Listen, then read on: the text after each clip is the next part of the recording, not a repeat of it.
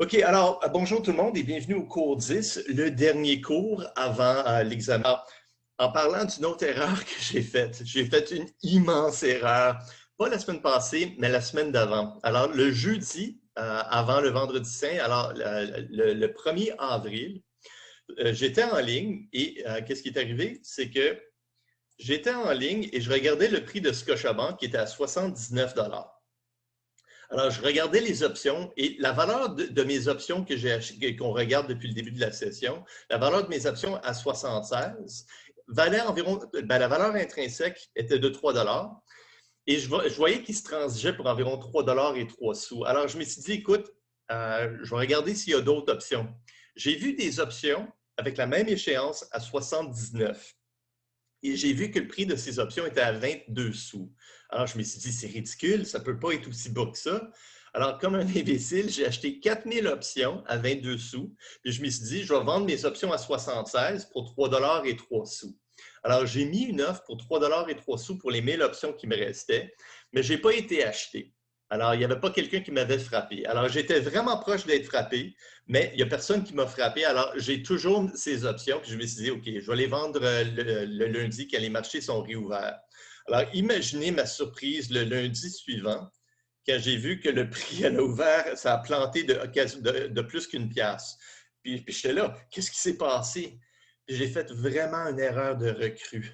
C'est qu'il y avait un dividende qui se faisait verser ou la date ex-dividende était ce lundi. Ça veut dire que si tu possédais l'action le jeudi, tu recevais le dividende. Si tu l'avais le lundi, si tu l'achetais le lundi, tu n'obtenais pas le dividende. Alors, le prix de l'action avait chuté du dividende de 90 cents. C'est pour ça que ces options coûtaient juste 22 sous. Il tenait compte du fait que le prix de l'action était pour chuter d'environ une pièce. Alors, moi, comme un cave, j'ai maintenant 1000 options à 76 et j'ai 4000 options à 79. Donc, alors j'ai acheté 4000 options à 22 sous pour 860 $.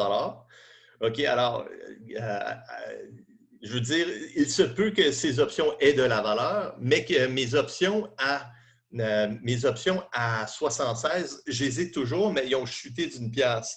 Alors, je voulais utiliser les gains de ceux à 76 pour acheter 4 fois plus d'options à 79.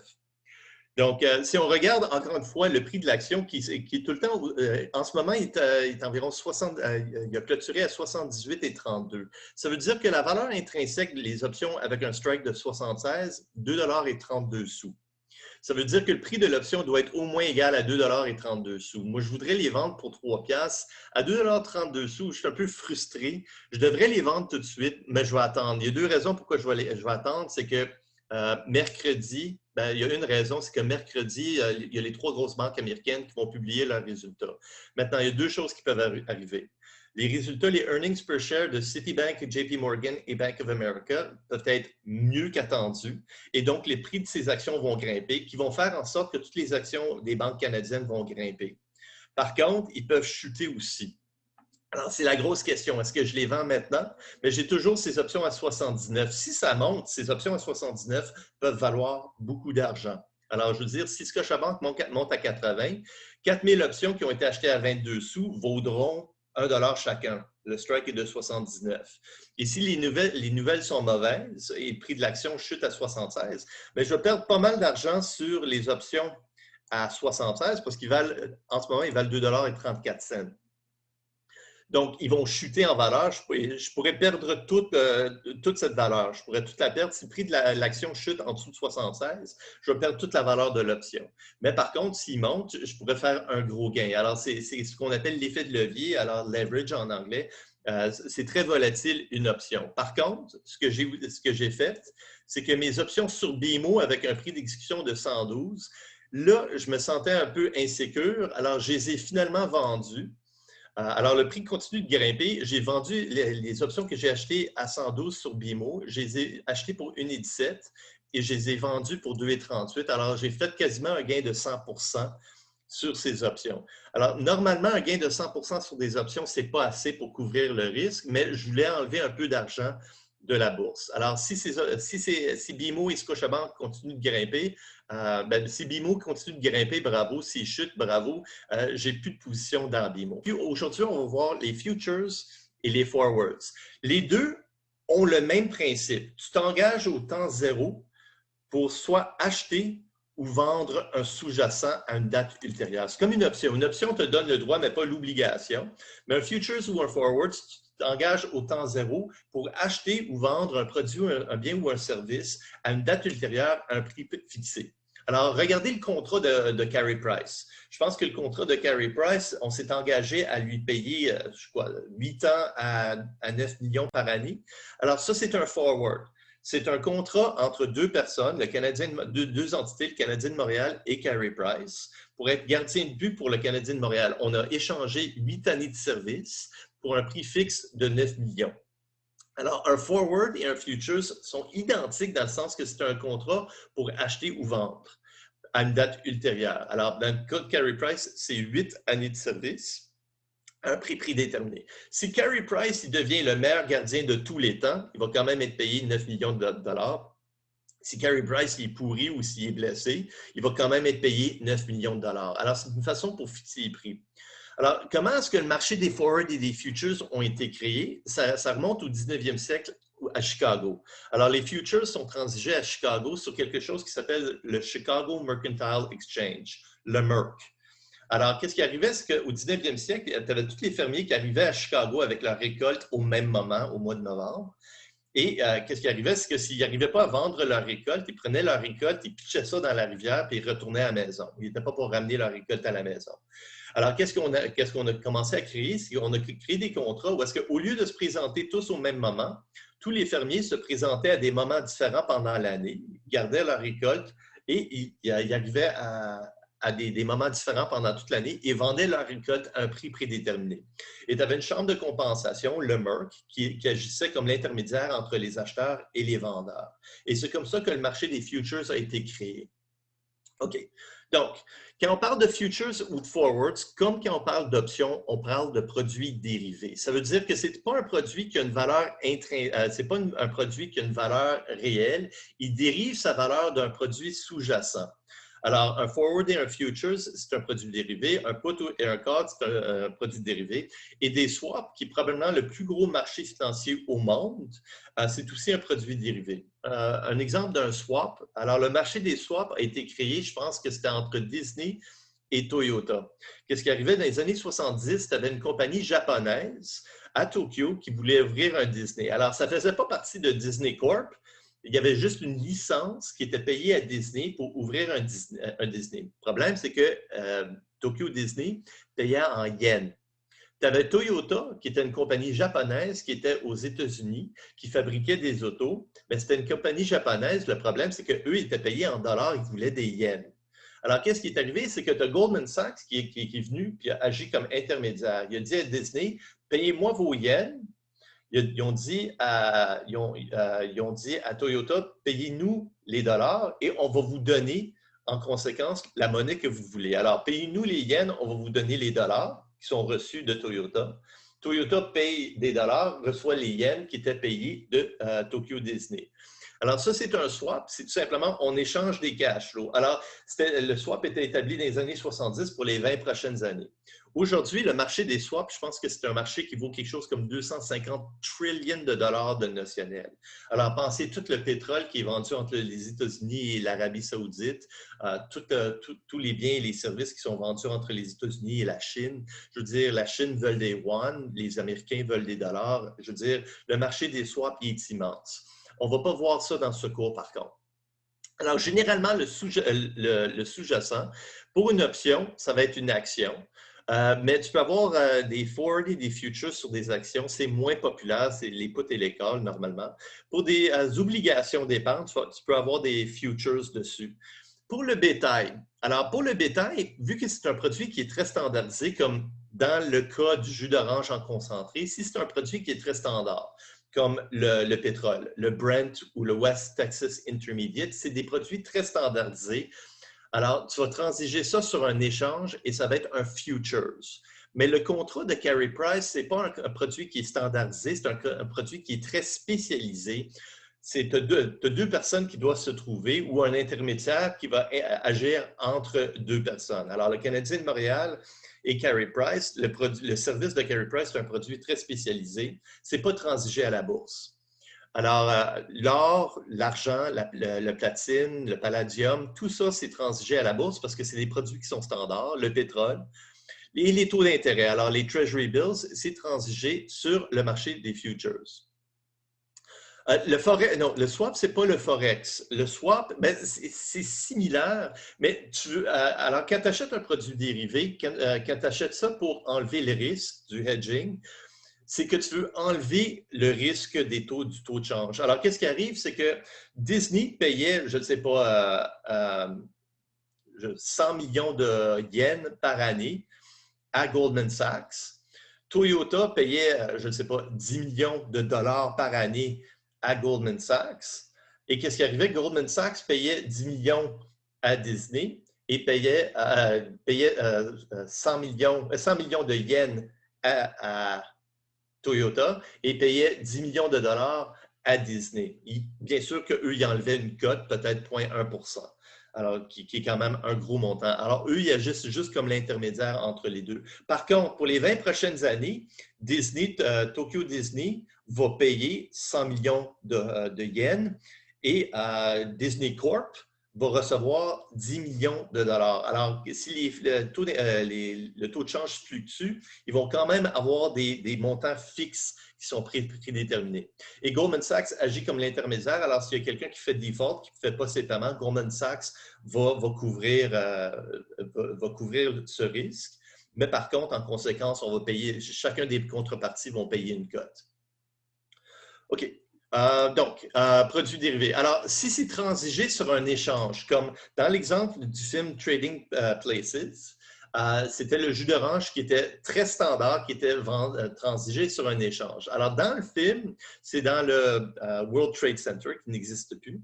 Alors, c'est dans le World Trade Center. Normalement, quand c'est exchange traded, c'est vendu sur le marché, la bourse de Chicago, ce qui s'appelle le Chicago Mercantile Exchange. Alors, la plupart des options, tous les futures sont vendus sur le Merc et la plupart des options sont vendues sur le Merc.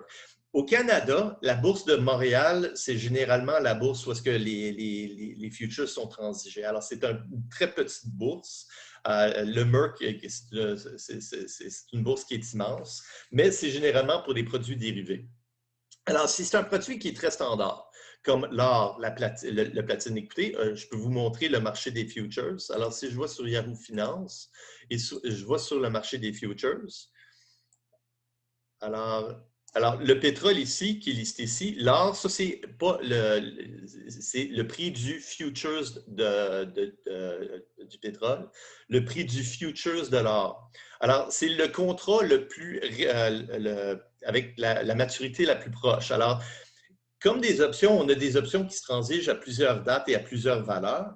Mais il y a juste un type de West Texas Intermediate, c'est un produit très standard, mais il y a des contrats qui se transigent à plusieurs dates d'échéance. Alors, c'est quand on regarde le pétrole,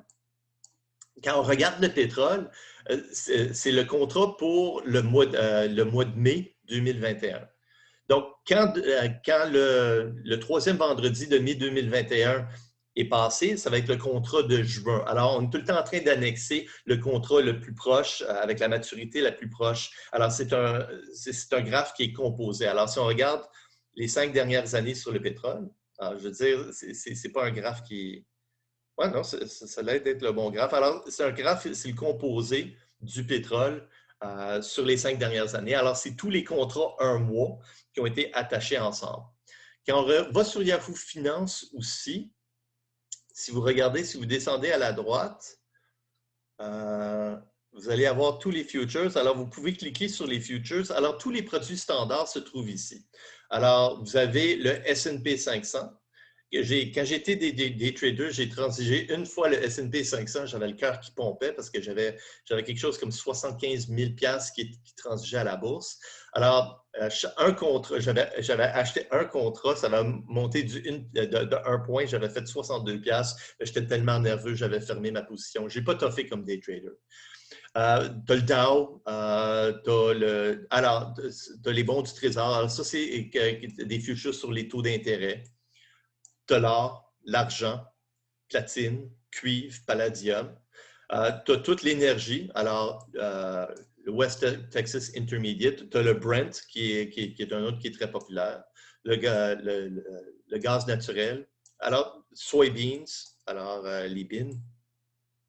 Je veux dire, cattle, ça c'est le bétail. Alors, toutes les choses qui sont standards, le coton, le chocolat, le café. Tu as le jus d'orange. OK, ça c'est nouveau. Alors, ça c'est récent, ça n'existait pas en 1983. Alors, le jus d'orange, apparemment, tu as un futures dessus. Alors, ça rend la scène un peu moins anachroniste. Alors, tous les futures, c'est des produits très standards qui se transigent. Par contre, si c'est un produit spécialisé, alors supposons que tu as un cheval de course et tu es en train de l'entraîner aujourd'hui, tu peux le vendre dans 1 an. Alors, tu serais short un cheval de course, mais tu ne vas pas être capable de le transiger à la bourse.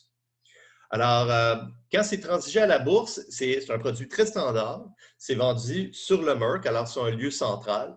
Et tu as un intermédiaire entre les deux. Généralement, c'est une grosse banque d'investissement comme Goldman Sachs, JP Morgan Chase, JP Morgan, Chase Meridian. Tous les grosses banques américaines, ça va être l'intermédiaire. Alors, s'il y a une contrepartie qui ne fait pas son paiement, tu as Goldman Sachs qui va faire le paiement pour lui. Alors, il y a un règlement gouvernemental très rigide. C'est réglementé par le SEC aux États-Unis, le Securities Exchange Commission, et l'Office du superintendant du Canada au Canada. Alors, les options, les futures, c'est des produits très standards. Alors, tu vas transiger ça sur un échange.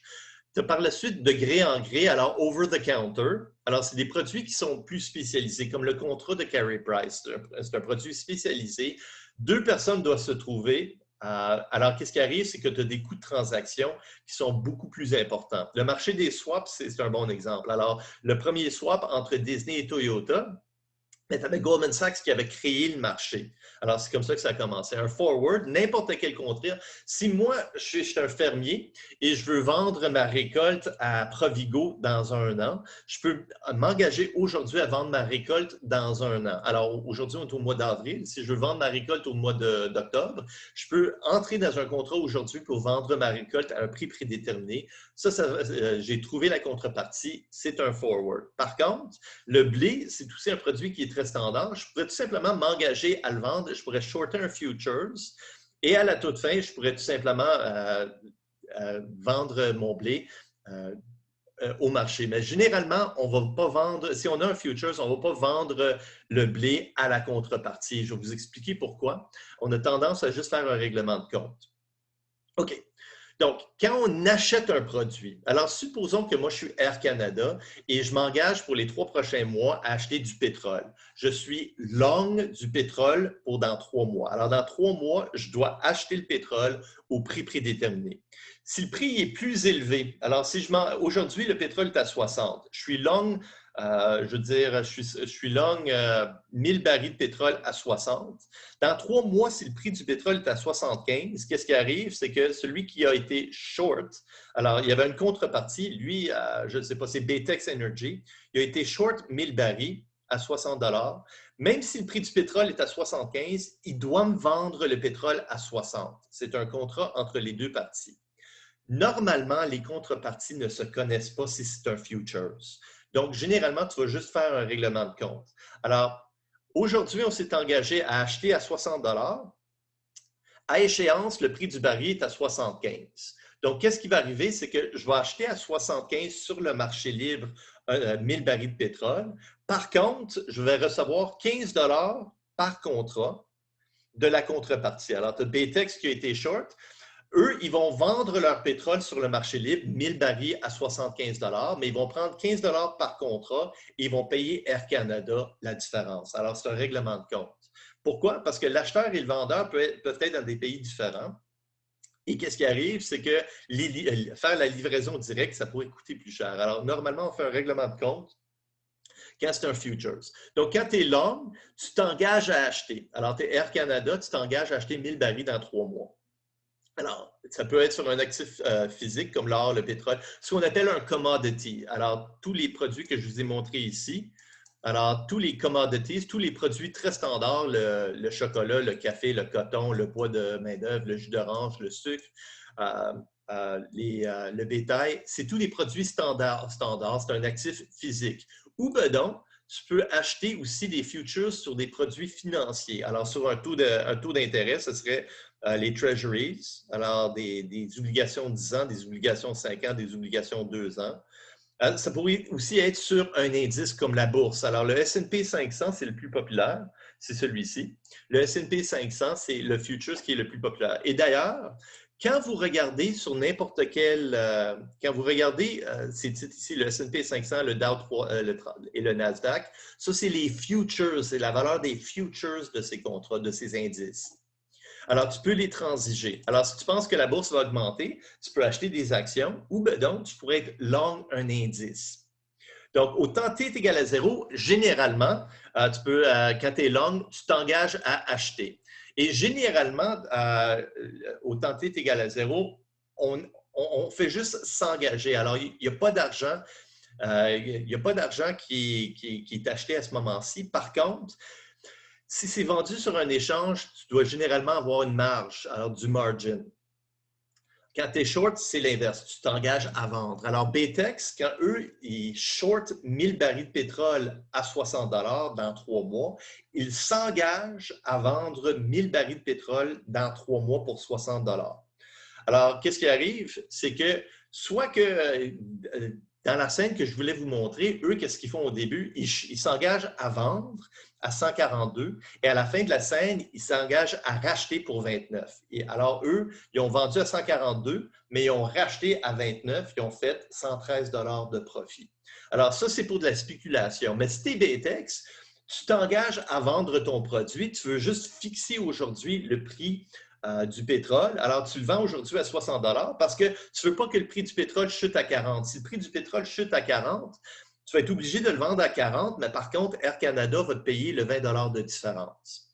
Donc, quand tu es short, tu t'engages à vendre. C'est ça. Alors, quand tu es short pour de la spéculation, tu vends aujourd'hui et tu rachètes plus tard, et la différence, ce serait ton profit, en espérant que les prix baissent. Alors, si tu es spéculateur, tu veux que les prix baissent, tu vas shorter. Et si tu n'es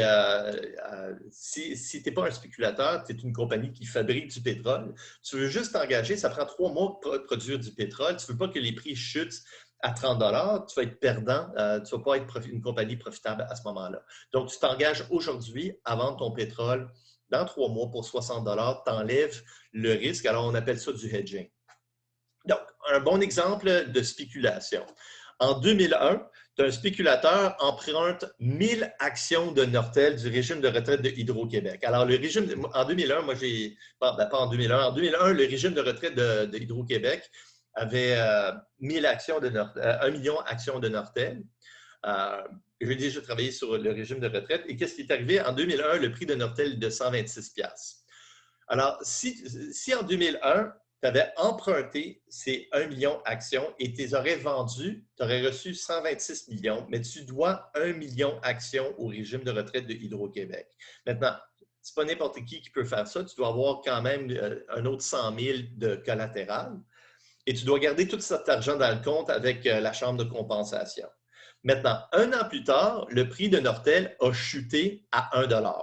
Alors, tu rachètes 1 million d'actions à 1 $ et tu remets les 1 million d'actions au régime de retraite de Hydro-Québec.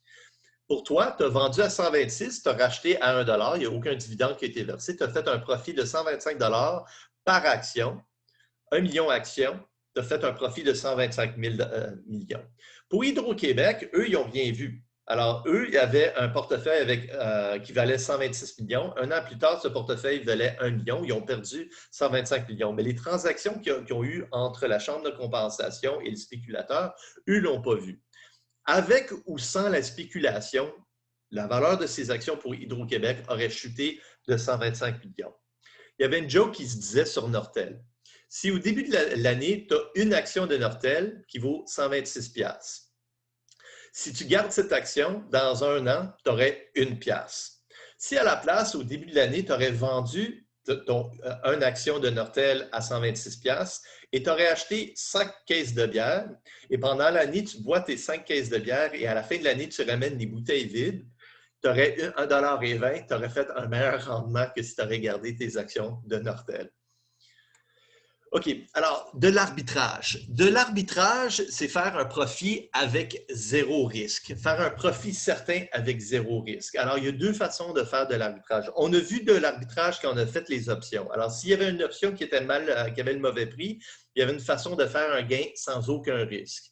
Donc, au temps T est égal à zéro, tu vends le plus cher, tu t'achètes le moins cher. Alors, le call synthétique et le call réel. Tu vends le plus cher, tu t'achètes le moins cher et tu vas faire un profit garanti au temps T est égal à zéro. Et à échéance, les deux portefeuilles ont la même valeur. Alors, tu vas payer une valeur sur un portefeuille, mais tu vas faire la valeur sur l'autre portefeuille. Donc, tu as un profit certain au temps T est égal à zéro et des cash flows nuls. Tu as un cash flow positif au temps T est égal à zéro et tous tes autres cash flows vont être nuls. Ça, c'est une stratégie. Une autre stratégie d'arbitrage, c'est qu'au temps T est égal à zéro, tu n'as aucun zero money down, alors tu n'as aucun cash flow au temps T est égal à zéro, et tous tes cash flows futurs sont positifs. Donc, c'est comme si moi, j'achetais un titre aujourd'hui pour 0$ qui me paye des cash flows dans le futur. Alors, ça, c'est un profit d'arbitrage.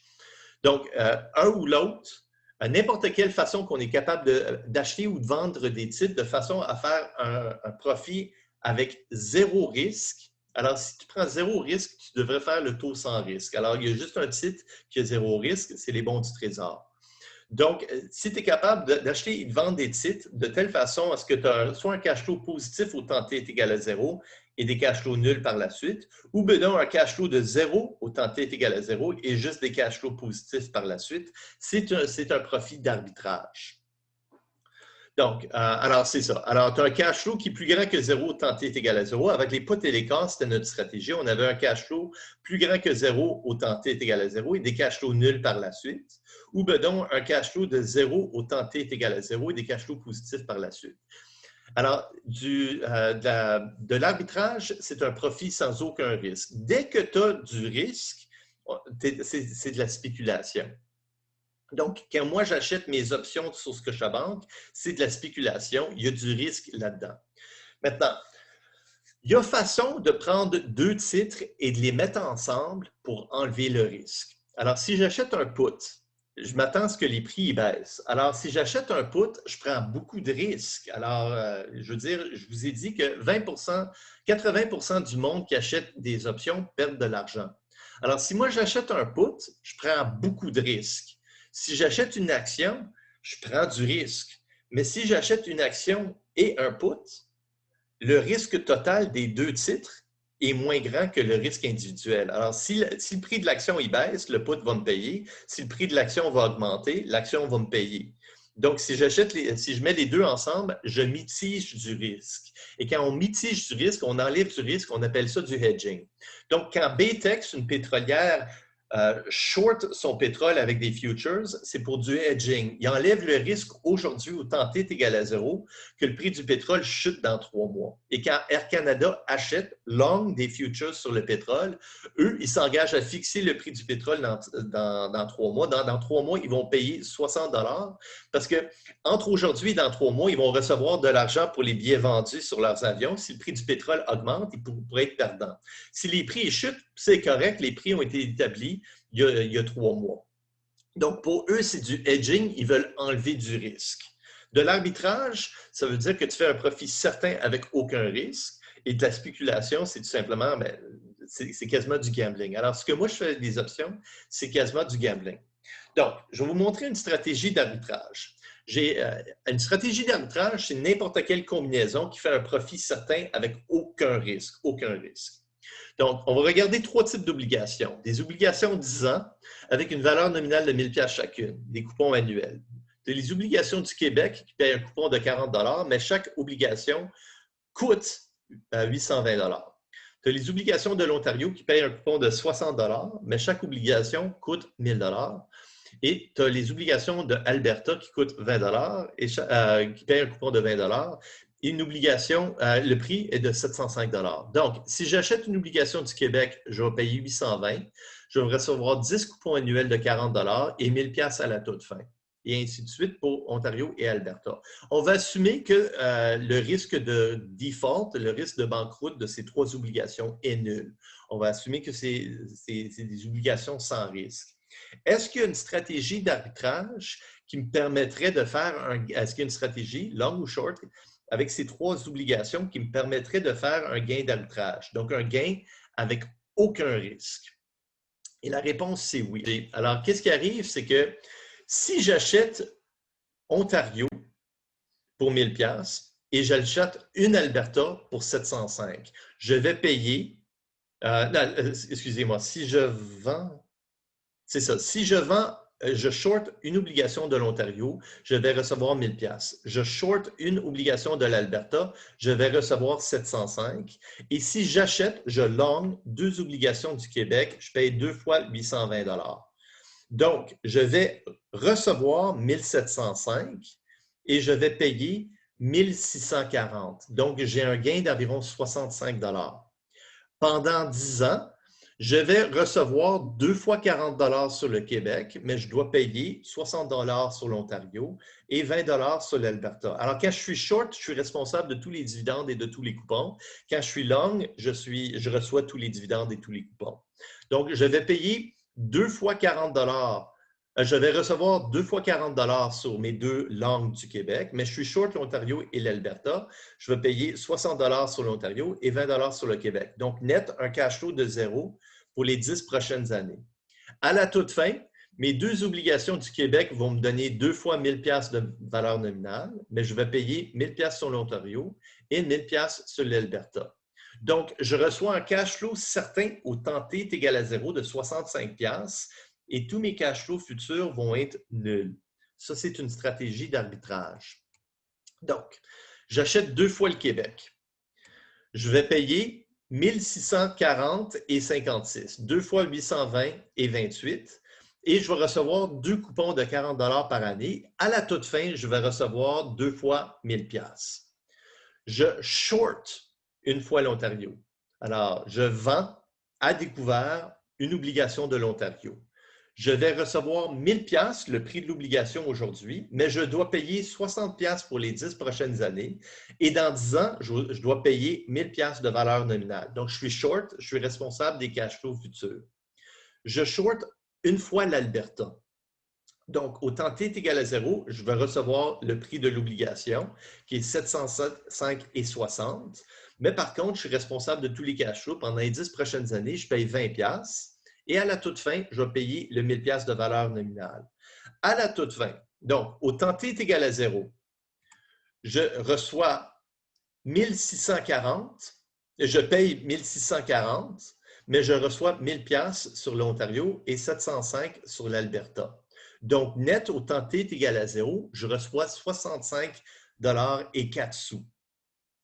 Au temps 1 jusqu'au temps 9 ou du temps 1 jusqu'au temps 10, je dois payer 60 pièces sur l'Ontario, je dois payer 20 pièces sur l'Alberta, mais je reçois 2 fois 40 sur mes deux obligations du Québec. Donc, net, je paye 0. Au temps T, alors du temps 1 ou du temps 10, la valeur nette des coupons, elle est de 0. Et au temps T est égal à 10, je vais devoir rembourser les valeurs nominales. Donc, je vais payer 1000 pièces de valeur nominale sur l'Ontario. Je vais payer 1000 pièces de valeur nominale sur l'Alberta et je vais recevoir deux valeurs nominales de 1000 pièces sur le Québec. Donc, net, la valeur nominale est de 0. Si je tiens compte des coupons, ça revient à la même chose. Alors, j'ai 1000 pièces de valeur nominale et 60 pièces de coupons sur l'Ontario à payer. J'ai 1000 pièces de valeur nominale et 20 pièces de coupons sur l'Alberta à payer. Et j'ai 2 fois 1000 pièces de valeur nominale sur le Québec et 2 fois 40 de coupons sur le Québec, alors net. Donc, j'ai un cash flow positif au temps 0 et j'ai des cash flows net nuls de 0 au temps 1 jusqu'au temps 10. C'est une stratégie d'arbitrage. Maintenant, quand on a vu les options, je vous ai dit que si une stratégie d'arbitrage existe, il y aurait des logiciels, alors il y aurait des ordinateurs qui cherchent justement pour ces stratégies-là. Qu'est-ce qui arriverait? C'est qu'on remarque que le prix du Québec est trop bas et on remarque que le prix de l'Ontario et de l'Alberta, en combinaison avec l'Ontario et l'Alberta, qui sont trop élevés. Alors, qu'est-ce qu'on va faire? C'est qu'on va acheter des obligations du Québec qui va faire monter le prix du Québec et on va shorter l'Ontario et l'Alberta qui va faire baisser les prix de l'Ontario et de l'Alberta. Éventuellement, le 65$ d'arbitrage, la première fois qu'on l'a fait, on a 65$ d'arbitrage. Mais si on continue d'acheter les prix du Québec, les prix vont augmenter. Et si on continue de shorter l'Ontario et l'Alberta, les prix vont baisser. Éventuellement, les prix vont venir s'annuler. Et si on inclut les coûts de transaction, éventuellement, toutes les stratégies d'arbitrage vont venir s'annuler. Donc, alors, mais par contre, si on assume que c'est des obligations sans aucun risque, il y a une stratégie d'arbitrage qui existe. Mais si ça existait dans la vraie vie, il y aurait des logiciels qui font juste rechercher pour ça. Et il y a des logiciels qui transigent des centaines de millions de dollars juste pour faire des 1$ de profit, de gain d'arbitrage instantané. Mais je veux dire, une personne comme moi ne serait pas capable de faire ces stratégies d'arbitrage-là. OK, un forward. Un forward, c'est que tu as une personne qui s'engage à vendre un produit. Alors, pour un forward, c'est généralement un produit standardisé. Alors, imaginez que j'ai un diamant 19 carats. Je pense que la plupart des diamants, c'est 24 carats, mais si j'ai un diamant 19 carats et je suis en train de le polir, je suis en train de le couper, ça va me prendre un mois pour le couper, je pourrais le vendre dans un mois avec une contrepartie. Alors, celui qui le vend, supposons que tu es la compagnie de Beurse, qui est une compagnie de diamants, et tu as un joaillier qui décide de l'acheter dans un mois parce qu'il va avoir besoin de diamants dans un mois. Alors, celui qui s'engage à le vendre, c'est le short, et celui qui s'engage à l'acheter, c'est le long. Alors, le prix du forward, c'est le prix du contrat. Alors, si je m'engage à vendre ce diamant pour 1000$, le prix du forward est de 1000$ et la date T serait 30 jours. Alors, pourquoi est-ce qu'on va faire ce contrat? Bien, c'est tout simplement, on veut enlever le risque, on veut mitiger le risque. Si les prix continuent d'augmenter, The Beurse doit quand même vendre le diamant pour 1000$. Et si les prix chutent, bien, le joaillier doit quand même acheter le diamant pour 1000$. Alors, le contrat va enlever tous les risques du marché. Alors, c'est comme le marché des swaps. Disney et Toyota. Disney ne voulait pas des yens, Toyota ne voulait pas des dollars, alors ils ont fait un swap. Alors, qu'est-ce qui arrivait? C'est que Goldman Sachs ont promis un certain montant, 10 millions de dollars pour Disney, 100 millions de yens pour Toyota, pour les 20 prochaines années. Alors, le risque était enlevé. Alors, le risque du taux de change pour eux était enlevé. Alors, si les taux de change ils bougent, il y a un gagnant puis il y a un perdant, mais eux ne voulaient pas prendre le risque. Alors, ils enlèvent tout simplement le risque. On appelle ça du hedging. OK. Alors, si tu as des dividendes qui sont versés, on vient juste de voir avec Scotiabank, si tu as un forward sur un dividende ou une option sur un dividende, le prix va tenir compte des dividendes. Alors, c'est pour ça que mes options que j'ai achetées avec un strike de 79 étaient si cheap, ils coûtaient juste 22 cents parce qu'il y avait un dividende qui était versé le lendemain. Et comme un amateur, je n'ai pas tenu compte de ça. J'ai tout simplement, j'ai été trop avare et j'ai acheté des contrats. Alors, j'ai été brûlé. Alors, généralement, un forward au temps T est égal à 0. Si tu regardes le contrat de Carey Price, il n'y a aucun coût de transaction au temps T est égal à 0, mais on s'engage au temps T est égal à 0 d'avoir des cash flows et des biens et des services qui vont être échangés entre les deux contreparties. Donc, Carey Price, le short, il vend ses services. Canadien de Montréal, le long, achète ses services. 8 ans à 9 millions de dollars. Je ne sais pas c'est quoi exactement son contrat, mais 8 ans de service à 9 millions de dollars. Donc, aujourd'hui, le prix du marché, si c'est transigé, aujourd'hui, on connaît peut-être le prix des services de Carey Price, mais on ne sait pas ça va être quoi sa performance. Alors, le prix du forward, dans ce cas, c'est 9 millions de dollars par année. Alors, si c'est quelque chose qui est transigé à la bourse comme une action, le prix du call et du put, on connaît le prix du sous-jacent sur le marché et c'est dénoté par S, exactement le même S qu'on a utilisé quand on a calculé, alors, share price, le prix du sous-jacent. OK, alors, un exemple. J'ai un fermier et j'ai Provigo. Alors, A, c'est le short. Il décide de vendre 1000 bêtes à B, Provigo, le long, dans 6 mois. Maintenant, peut-être que ce fermier est en Australie. Et Provigo est au Québec. Alors, peut-être qu'ils se connaissent, mais normalement, un forward, généralement, c'est de gré en gré. Alors, les contreparties doivent se connaître, à moins qu'il y ait un intermédiaire. Les futures, c'est transigé à la bourse. Généralement, tu ne connais pas la contrepartie. Alors, tu as un fermier qui décide de vendre 1000 bêtes dans 6 mois à Provigo. Ça, c'est le forward. Alors, le fermier, c'est le short, il décide de vendre ses bêtes. Il ne possède pas aujourd'hui ses bêtes, ne sont pas prêtes à être vendues aujourd'hui. Et Provigo s'engage à acheter dans 6 mois. Alors, T est égal à 0,5 ou une demi-année ou 6 mois. Et le prix du forward, on s'engage à acheter pour 500 $. Alors, le prix du marché aujourd'hui est probablement de 500 $, mais les prix peuvent fluctuer. Alors, on s'engage à fixer ce prix de 500 $ aujourd'hui. Dans 6 mois, si le prix du bétail est de 550 $, Provigo va être gagnant de ce contrat et le fermier, l'agriculteur va être perdant sur ce contrat. Si dans 6 mois, le prix du marché du bétail est de 450 $, l'éleveur va être gagnant sur le contrat parce qu'il est capable de vendre pour 500 $, quelque chose qui vaut 450 $, et Provigo va devoir acheter pour 500 $, alors Provigo serait perdant. Par contre, au temps T est égal à 0, on enlève tous les risques. On sait exactement combien qu'on va payer dans 6 mois. Maintenant, il se peut que A et B ne se connaissent pas. Dans ce cas-là, généralement, qu'est-ce qu'on va faire? C'est justement un règlement de compte. Alors, qu'est-ce qui arrive? C'est que dans 6 mois, si le prix du bétail est de 550 $, Provigo va acheter sur le marché libre 1000 têtes de bétail pour 550 $, mais il va être payé 1000 fois 50 $, la valeur de chaque contrat de la contrepartie. Donc, si l'éleveur est en Australie, lui va vendre son bétail pour 550 $ en Australie. Il va prendre 50 $, il va donner ça à Provigo 1000 fois. Donc, net, l'agriculteur a vendu son bétail pour 500 $ et net, Provigo va acheter le bétail pour 500 $. Ils vont l'acheter pour 550, mais vont recevoir 50 $ du contrat.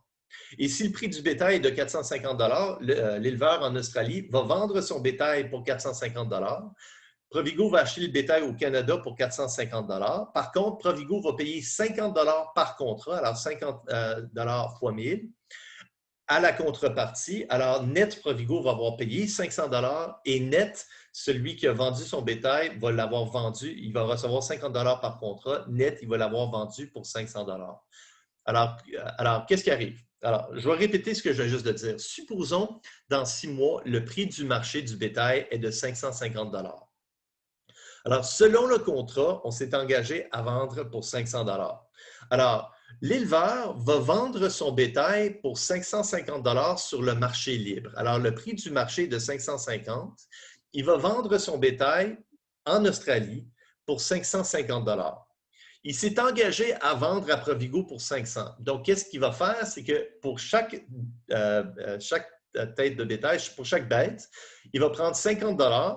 Alors, fois les 1000 contrats, alors les 1000 bêtes, il va prendre 50 000 $ et il va donner ça à Provigo. Il se peut que l'éleveur livre la marchandise à Provigo, mais c'est très rare. Donc, qu'est-ce qui arrive? L'éleveur en Australie va payer 50 $ par contrat à Provigo. Mais il va vendre son bétail en Australie sur le marché libre pour 550 $. Provigo, lui, alors net, il a vendu 1000 têtes de bétail à 550. Il a payé 50 $ par tête au contrat. Net, il a vendu ses bêtes pour 500 $, le prix du contrat. Du côté de Provigo, Provigo au Canada va acheter son bétail au Canada pour 550 $ avec les prix avec un éleveur au Canada. Il va avoir payé 550 $ le prix du marché. Par contre, il va avoir reçu 50 $ par contrat de l'éleveur en Australie. Alors, net, il va avoir acheté son bétail pour 500 $ la bête. C'est bien plus facile si Provigo et l'éleveur sont dans le même pays, puis A livre la marchandise à B, mais c'est très rare. C'est très, très rare. Généralement, c'est un règlement de compte. Donc, tu vas l'acheter sur le marché libre au prix du marché et la valeur du contrat va être la différence. Alors, on va tout simplement faire un règlement de compte. Donc, supposons, on va prendre le même exemple, supposons que le prix du bétail dans 6 mois chute. Au lieu d'augmenter, il chute. Donc, qu'est-ce qui arrive? C'est que l'éleveur va vendre son bétail pour 450 $. Par contre, vu que le contrat dit qu'il s'est engagé à vendre pour 500 $, il va recevoir 50 $ par contrat de Provigo. Donc, il va vendre son bétail pour 450 $. Il va recevoir 50 $ de Provigo par tête de bétail. Net, il va avoir vendu son bétail pour 500 $ la bête. Du côté du Canada, Provigo va acheter son bétail pour 450 $, le prix du marché. Par contre, il s'est engagé à acheter pour 500 $. Il va payer un 50 $ supplémentaire par bête au contrat, à la contrepartie, au gars en Australie.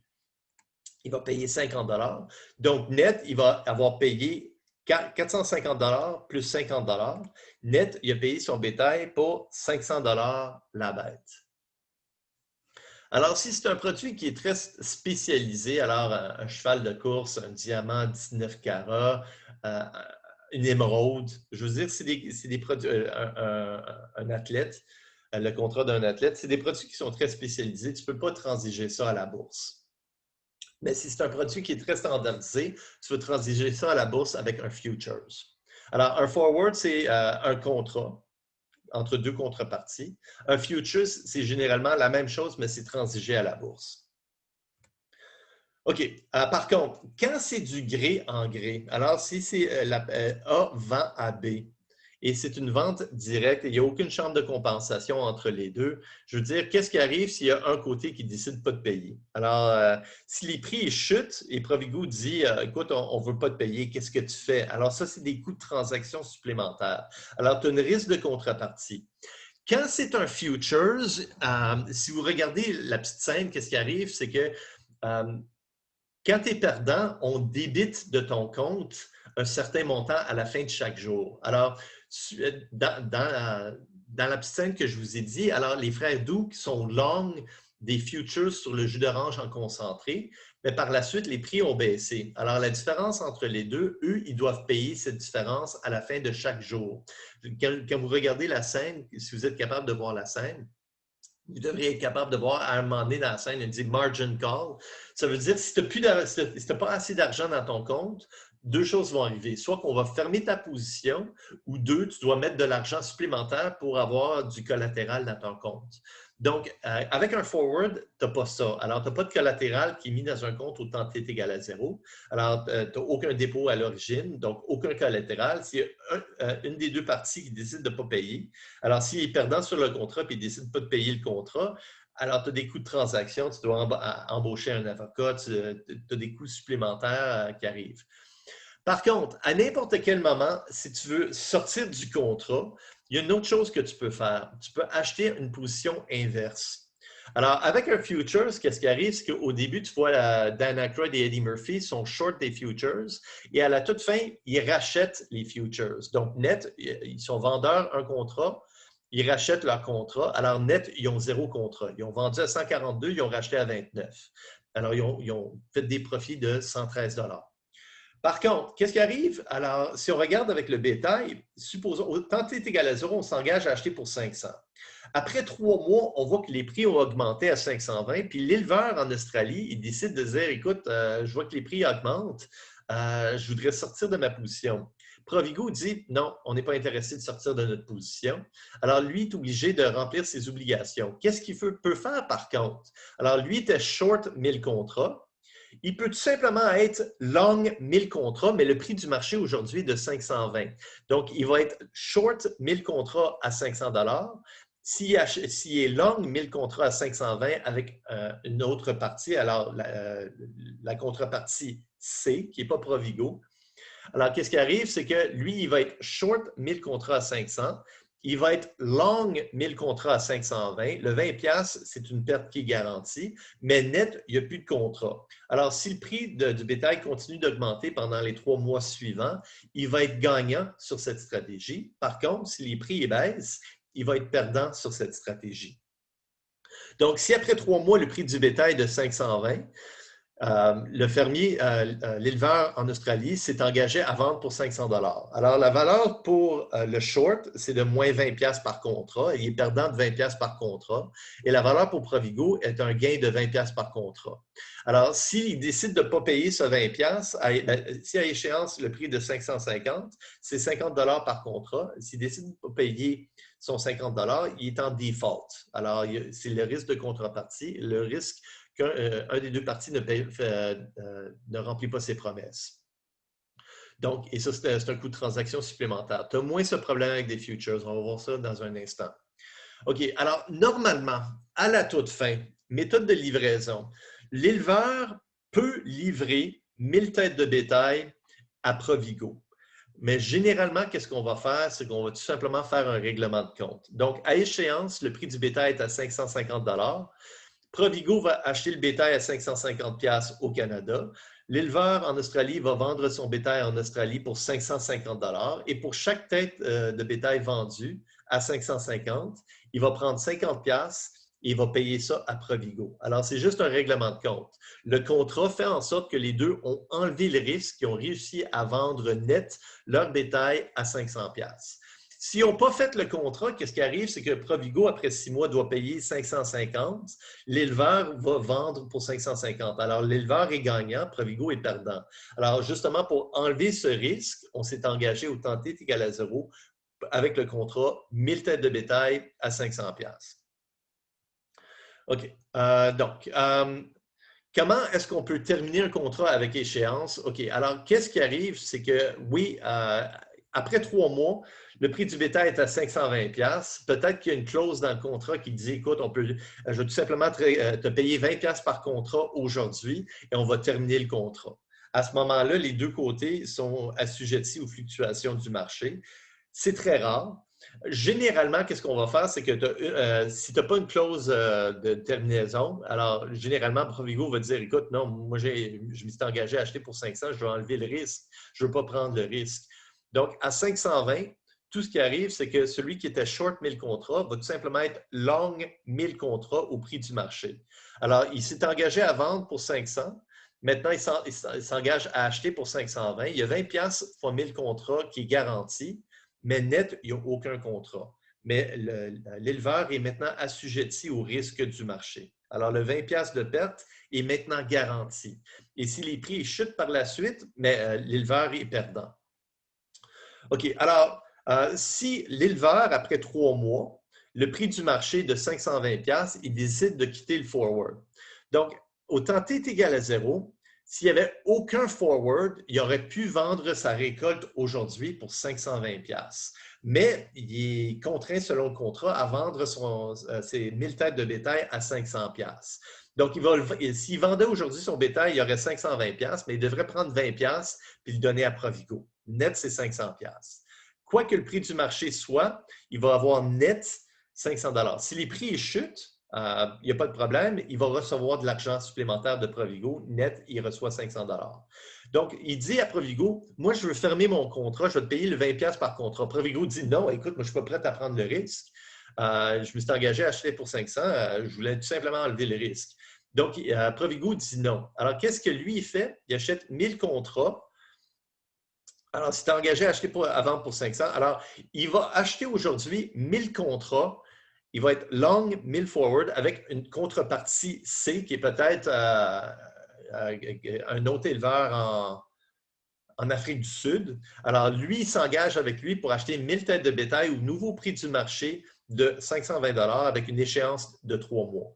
Dans 3 mois, il va être obligé de vendre 1000 têtes de bétail à 500 $. Il va être obligé d'acheter 1000 têtes de bétail à 520 $. Alors, les deux contrats, ils s'annulent. Mais il y a 20 $ qui est garanti de perte. Par contre, entre aujourd'hui et dans 3 mois, si les prix continuent de grimper, il va être gagnant. Par contre, si les prix chutent, il va être perdant. Donc, dans 3 mois plus tard, qu'est-ce qui arrive? Le prix a tombé à 500 $.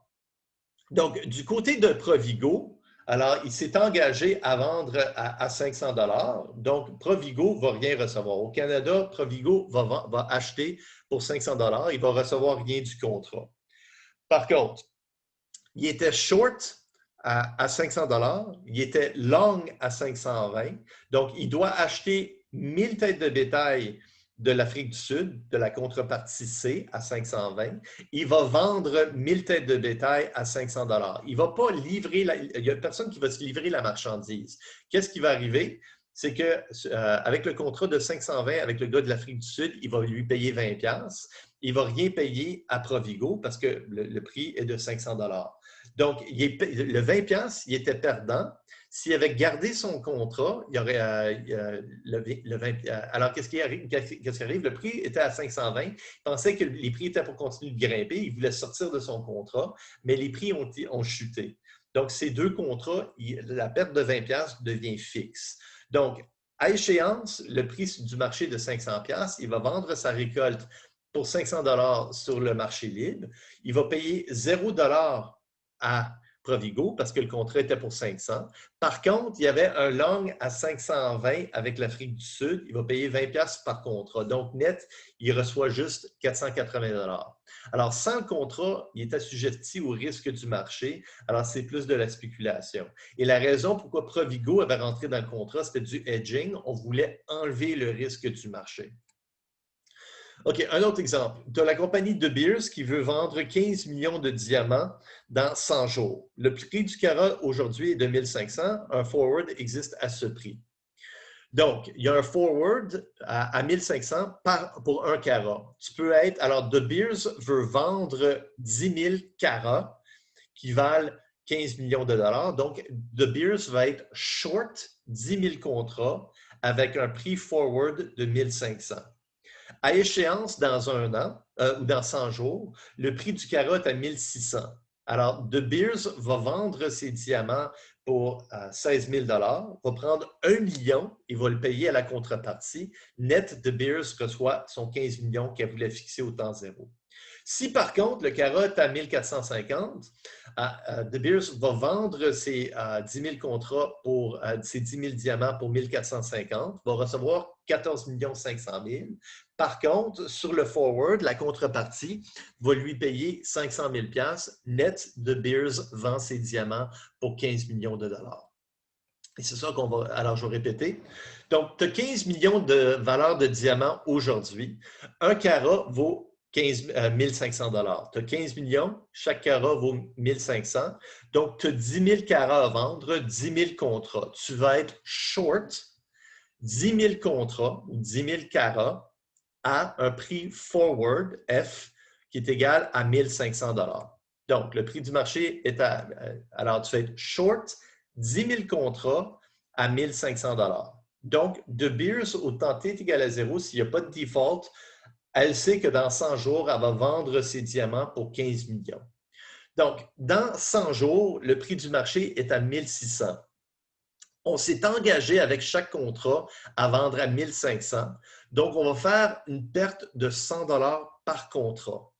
Il y a 10 000 contrats, donc une perte totale de 1 million de dollars. Mais pour De Beers, ce n'est pas vraiment une perte ou un gain. Elle s'en fiche. Elle veut tout simplement enlever le risque. Alors, elle avait 15 millions de diamants au temps zéro. Dans 100 jours, elle va vendre ses 15 millions de diamants. Elle veut recevoir 15 millions dans 100 jours. Donc, elle aurait pu avoir 16 millions de dollars, mais elle va vendre ses diamants pour 16 millions et elle va payer 1 million au contrat. Net, elle a vendu ses diamants pour 15 millions. Donc, elle a enlevé le risque des fluctuations du marché.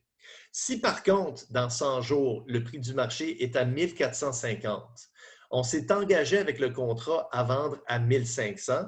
Donc, De Beers va recevoir 50 $ par contrat ou 50 $ fois 10 000 contrats de la contrepartie, 500 000 $. Elle peut vendre ses 10 000 carats pour 1450. Donc, elle va vendre ses 10 000 carats pour 14 500 000 et elle va recevoir un 500 000 supplémentaire sur le contrat, un règlement de compte. Net, De Beers a vendu tous ses diamants pour 15 millions de dollars. Alors, si c'est du hedging, on veut juste enlever le risque des fluctuations du marché. Alors, les diamants, ce n'est pas transigé sur le marché des futures parce que les diamants sont des produits qui sont relativement spécialisés.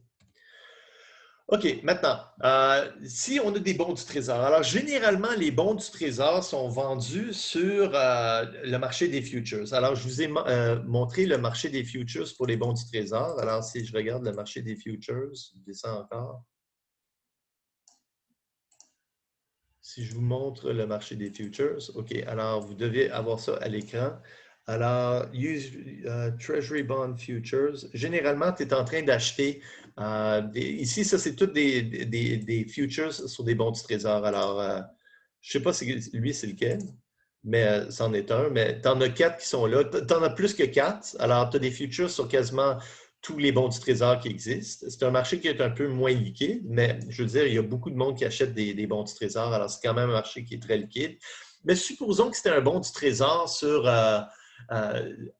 si tu étais en Inde. Alors, si on était en Inde, puis on regardait des bons du Trésor du gouvernement de l'Inde, c'est peut-être pas un marché qui est si liquide. Alors, tu n'as peut-être pas un marché de futures. Alors, je ne sais pas si on peut acheter des bons du Trésor, un future sur des bons du Trésor au Canada. Je pense que oui, mais quand tu es un pays qui est un peu plus petit, si je regarde un pays qui est plus la Jamaïque, alors il y a une bourse en Jamaïque, mais le marché doit être très, très illiquide. Surtout pour les bons du Trésor. Alors, peut-être que c'est transigé sur le marché des forwards. Mais par contre, pour les États-Unis, tu ne peux pas faire un forward sur un bon du Trésor. Tu vas faire un futures vu que c'est un marché qui est très liquide. C'est très standard. Donc, on a des contrats pour acheter dans 3 mois une valeur nominale de 10 millions de dollars en bons du Trésor, 1 an sans coupon. Chaque obligation possède une valeur nominale de 1000 $. OK, donc, on veut savoir quel est le prix qu'on devrait payer dans 3 mois pour une obligation qui a une valeur nominale de 1000 $ par obligation. Alors, on a une valeur totale de valeur nominale de 10 millions et chaque obligation elle a une valeur nominale de 1000 $. Donc, on sait qu'il y a 10 000 contrats. Mais quel est le prix qu'on devrait payer? Alors, dans 3 mois, on veut acheter des obligations qui ont une valeur nominale. Alors, on est aujourd'hui, le temps T est égal à 0. Le temps T est égal à 3 mois. On veut acheter des obligations qui, dans 1 an, vont valoir 1000 $. Il n'y a pas de coupon. Donc, quelle est la valeur, quel est le prix sans arbitrage qu'on devrait payer dans 3 mois? Mais c'est tout simplement la valeur actuelle du 1000 $. Alors, on a un bon du Trésor qui vaut 1000 $ dans 1 an. On va l'acheter dans 3 mois. 1 an plus tard, la valeur va être de 1000 $. Au temps T est égal à 0, on connaît les taux d'intérêt, 1,96 %. Mais entre aujourd'hui et dans 3 mois, les taux d'intérêt vont fluctuer. Aujourd'hui, quel est le prix qu'on pourrait s'engager dans un monde sans arbitrage à payer dans 3 mois pour acheter cette obligation? Mais c'est tout simplement 1000 $ escompté à 1,96 %. Donc, c'est la valeur actuelle du 1000 $. Alors, dans 3 mois, on achète une obligation et 1 mois plus tard, on va recevoir 1000 $. Quelle est la valeur de cette obligation dans 3 mois qu'on va s'engager aujourd'hui à payer? Donc, la valeur totale des obligations, 10 millions en valeur nominale. Une obligation, elle a une valeur nominale de 1000 $. Donc, on a 10 000 contrats. On s'engage aujourd'hui à acheter une obligation dans 3 mois. L'obligation, elle a une durée de 1 an. Donc, 1000 $ à la fin de 1 an.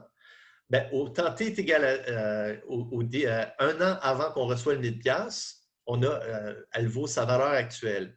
Donc, 1000 divisé par 1 plus 1,96 %. Donc, on s'engage au temps T est égal à 0 à payer chacune de ces obligations 980 et 78, qui est la valeur actuelle du 1000 $ payé dans 1 an. On s'engage au temps T est égal à 0. Alors, si moi, j'achète cette obligation, je suis long 10 000 contrats. Si je veux vendre ces obligations, je suis short 10 000 contrats. Maintenant, le taux d'intérêt est connu au temps T est égal à 0. Entre 0 et 3 mois, les taux d'intérêt vont fluctuer. Si les taux d'intérêt augmentent, le prix des obligations baisse et si les taux d'intérêt baissent, le prix des obligations augmente. Nous, on voulait enlever le risque. Donc, on est soit long ou short au temps T est égal à 0, 10 000 contrats, on s'engage à acheter pour 980 et 78. Alors, quoi qu'il arrive, on va faire notre 1,96 %. Par contre, si les taux d'intérêt augmentent, le prix de ces obligations vaudront moins que 980,78, mais je me suis engagé à acheter pour 980,78. Si les taux d'intérêt baissent, le prix de ces obligations vaudront plus que 980,78, mais je me suis engagé à acheter pour 980,78. Donc, le forward price, le prix, on s'engage au temps t est égal à 0 d'acheter ou de vendre une obligation 1 an avec aucun coupon pour 980,78 $. Si les taux entre le temps 0 et le temps 3 mois, les taux d'intérêt vont fluctuer. Quoi qu'il arrive, on va payer 980,78 net. Encore une fois, peut-être que ça ne va pas être une vente directe, peut-être qu'on va les vendre sur le marché libre et les contreparties vont tout simplement faire un règlement de compte. Mais si c'est la bourse de New York, si c'est aux États-Unis, probablement que ça va être transigé sur des futures. Mais c'est le même principe. Donc, on s'engage aujourd'hui, au temps t est égal à 0, pour acheter 10 000 obligations dans 3 mois à 980,78. Donc, en d'autres mots, on mitige ou on enlève le risque des fluctuations des taux d'intérêt. Alors, en ce moment, on pense que les taux d'intérêt vont augmenter. Donc, qu'est-ce qui arrive, c'est que si tu penses que les taux d'intérêt vont augmenter, tu voudrais être short des obligations. Parce que quand les taux d'intérêt augmentent, supposons que le taux d'intérêt est de 10 mais 1000 $ dans un an, escompté à du 10 vaut quelque chose comme 909 $. Donc, les prix vont baisser. Alors, tu veux t'engager à vendre aujourd'hui pour 980 $ parce que tu penses que dans 3 mois, ils vont juste valoir 909. Et si les taux d'intérêt chutent à 0, qui est déjà arrivé en 2009, c'est arrivé que les taux d'intérêt ont chuté à 0, bien, ça veut dire que le prix du contrat va augmenter, la valeur escomptée à un taux d'intérêt de 0 serait de 980. Donc, si toi, tu penses que les taux d'intérêt vont chuter, tu veux t'engager aujourd'hui pour acheter l'obligation pour 980. Parce que si les taux d'intérêt chutent à 0, l'obligation va coûter 1000 $ dans 3 mois. Mais toi, tu t'es engagé pour l'acheter pour 980,78. On appelle ça du hedging quand tu fais ça pour enlever le risque. Si c'est juste de la spéculation, on appelle ça de la spéculation. OK, alors si tu es le gouvernement des États-Unis, tu vas être short des futures sur des bons du trésor. Et si tu es une grosse banque d'investissement, tu vas probablement être, ou un régime de retraite, tu veux acheter des bons du trésor, tu vas être long des futures ou des forwards sur les bons du trésor. OK, dans un monde sans arbitrage, dans tes années, le prix du marché devrait être égal au prix d'aujourd'hui, actualisé au taux d'inflation. Alors, si aujourd'hui, l'or est à... On va regarder aujourd'hui. Aujourd'hui, l'or est à... faire un refresh. Aujourd'hui, l'or est à 1730 $. Alors, aujourd'hui, l'or est à 1730 $. Dans un monde sans arbitrage, le prix de l'or dans un an devrait être de 1730 $ actualisé à l'inflation. Alors, l'or, c'est un bon exemple parce que généralement, on utilise l'or comme un hedge contre l'inflation. Si on regarde historiquement, l'or, si tu achètes l'or sur 25 ans, la valeur du prix d'achat et le prix de vente va tenir compte de toute l'inflation. Honnêtement, personnellement, j'ai tout le temps pensé qu'une maison, c'est le meilleur hedge contre l'inflation. Tu achètes une maison pour 10 000 $ en 1980, elle vaut 250 000 aujourd'hui. Ce n'est pas que ta maison elle vaut 25 fois plus, c'est juste que l'inflation, il y avait un taux d'inflation de 15 % pendant 10 ans dans les années 80. Et justement, quand tu regardes la différence des prix, ça reflète l'inflation. Alors, il y a beaucoup de personnes qui adorent l'or parce que c'est un hedge contre l'inflation. Mais personnellement, je pense qu'une maison, c'est un meilleur hedge contre l'inflation. OK, donc, dans un monde sans arbitrage, le prix de l'or dans un an devrait être égal à 1730 aujourd'hui, fois 1 plus le taux d'inflation. Alors, on pense que le taux d'inflation pour la prochaine année va être de 3 %, donc ce serait 1730 fois 1,03 à la 1. Et s'il y a un forward qui existe à ce prix, dans un monde sans arbitrage, il devrait y avoir un forward qui existe à ce prix. Alors, nous, on a calculé qu'est-ce qu'on s'attend dans le futur doit être le prix du marché. Et ça devrait être le prix de ce forward. S'il y a un forward qui existe, qui n'est pas à ce prix, il y a une stratégie d'arbitrage. Alors, c'est ce qu'on va faire aujourd'hui. Alors, s'il y a une stratégie d'arbitrage, ça veut dire que les marchés ne sont pas efficaces. Ça veut dire qu'on peut faire un profit avec aucun risque, avec zero money down. Donc, si nous, on pense que dans un an, le prix de l'or devrait être à 1740, mais il y a un forward qui existe à 1750. Tu as 10 piastres de profit d'arbitrage à être fait. Si on pense que dans un an, le prix de l'or devrait être à 1740 avec notre formule. Alors, on pense que l'or devrait être à 1740, mais par contre, il y a un forward à 1720, il y a 20 piastres de profit à être fait. Encore une fois, on va vendre le plus cher, on va acheter le moins cher. On va être, dans une main, on va être short l'or, dans l'autre main, on va être long l'or. Alors, si je vends l'or, je vais tout simplement placer mon argent au taux sans risque. Je vais acheter des obligations d'épargne. Et si je suis long l'or, je vais tout simplement shorter des obligations d'épargne. Donc, je vais emprunter du gouvernement au taux sans risque. Et à échéance, vous allez voir qu'il va y avoir un profit d'arbitrage. Juste pour vous dire, à l'examen, 10 de la note de l'examen va être cette question. Si vous remarquez tous mes anciens examens et le TP, il y a tout le temps une question sur long, short, arbitrage sur le forward et les futures. C'est 10 points qui sont garantis. Et je suis très limité dans les questions que je peux poser. Minimum 10 de la note. OK, donc, regardons un diamant. Alors, le prix actuel du diamant est de 500 piastres le carat. Le rendement des T-bills, alors le taux d'inflation est de 6 et il y a un forward qui existe sur le carat dans 90 jours. Ça veut dire qu'on peut soit acheter long un forward, ça veut dire qu'on s'engage à acheter un carat dans 90 jours. Short un forward, on s'engage à vendre un carat, un diamant, dans 90 jours. Donc, première chose.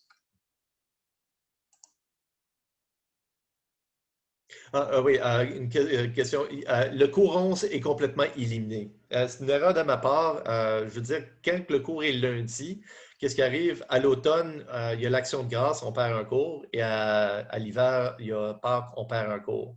Alors, je n'avais pas tenu compte de ça quand j'étais en Tanzanie, quand j'avais fait le plan de cours. Alors, le cours 11 est complètement éliminé.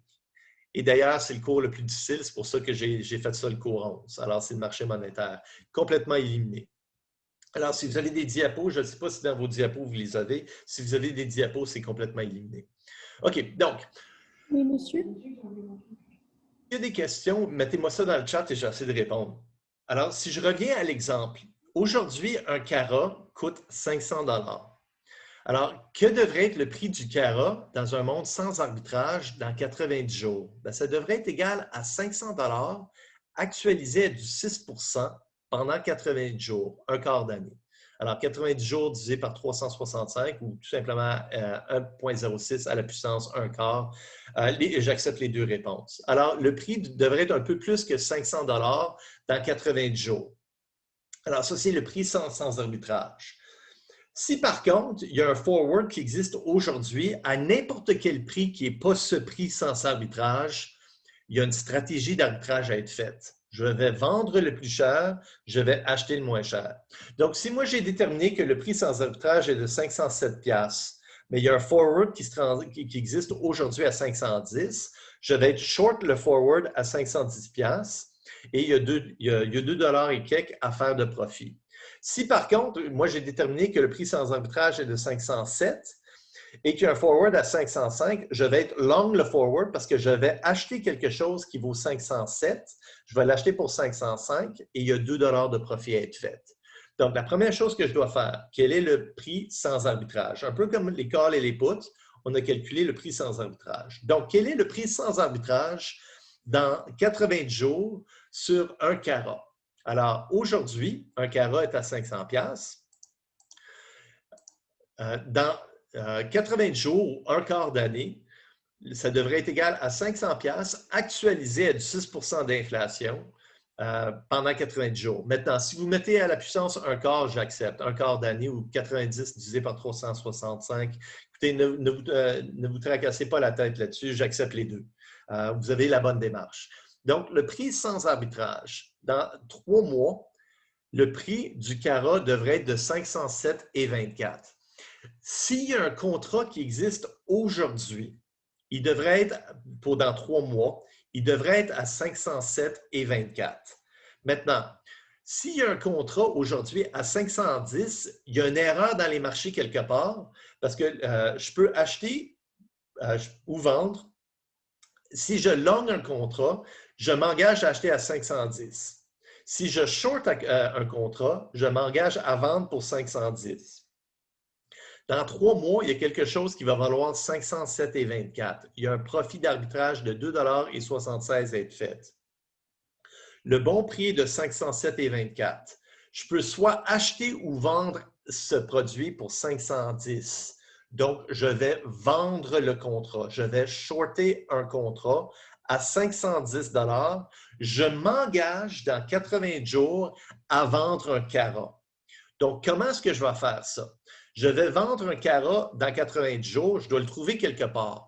Je vais acheter aujourd'hui un carat pour 500 $.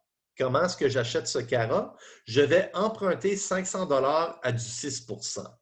Donc, j'achète 500 $ à du 6 %. J'emprunte 500 $ à du 6 %. Donc, je vais devoir repayer 507,24. Mais c'est correct, le produit que j'ai avec mon contrat, je vais être capable de le vendre pour 510. Et c'est comme ça que je vais faire mon 2,76 $. Donc, aujourd'hui, je m'engage à vendre un carat avec le forward à 510 $. Donc, je short un forward 90 jours au prix du forward de 510 $. Dans 90 jours, je dois vendre un carat pour 510 $. Maintenant, j'ai besoin de trouver un carat quelque part. Je vais l'acheter aujourd'hui pour 500 $. Mais ce 500 $, je ne vais pas le faire avec mon argent. Je vais le faire avec de l'argent emprunté. J'emprunte 500 $ au taux de 6 %. Je short un bon du trésor à du 6 %. Je suis capable de shorter des bons du trésor, mais je vais être obligé de payer du 6 % dessus.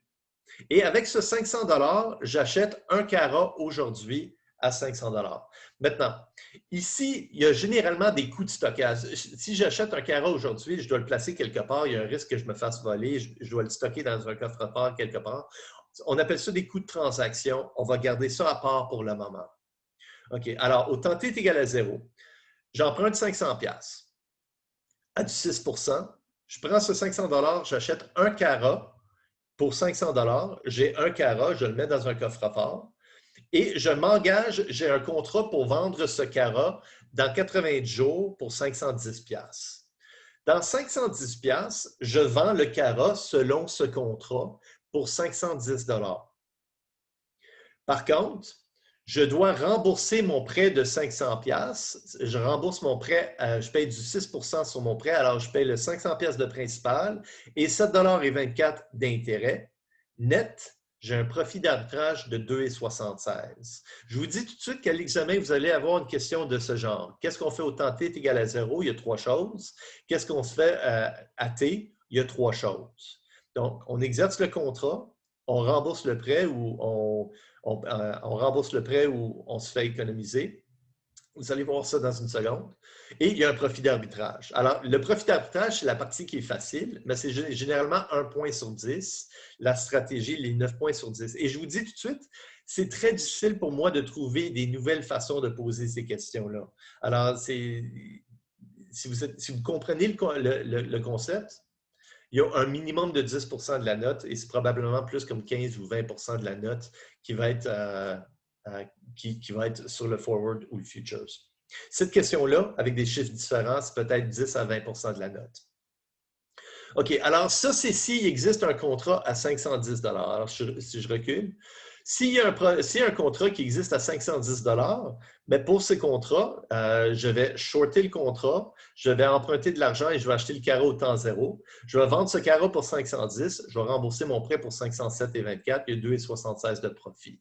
Par contre, le prix sans arbitrage, on a déterminé qu'il était de 507,24. S'il y a un contrat qui existe à 505, alors le prix sans arbitrage, 507,24.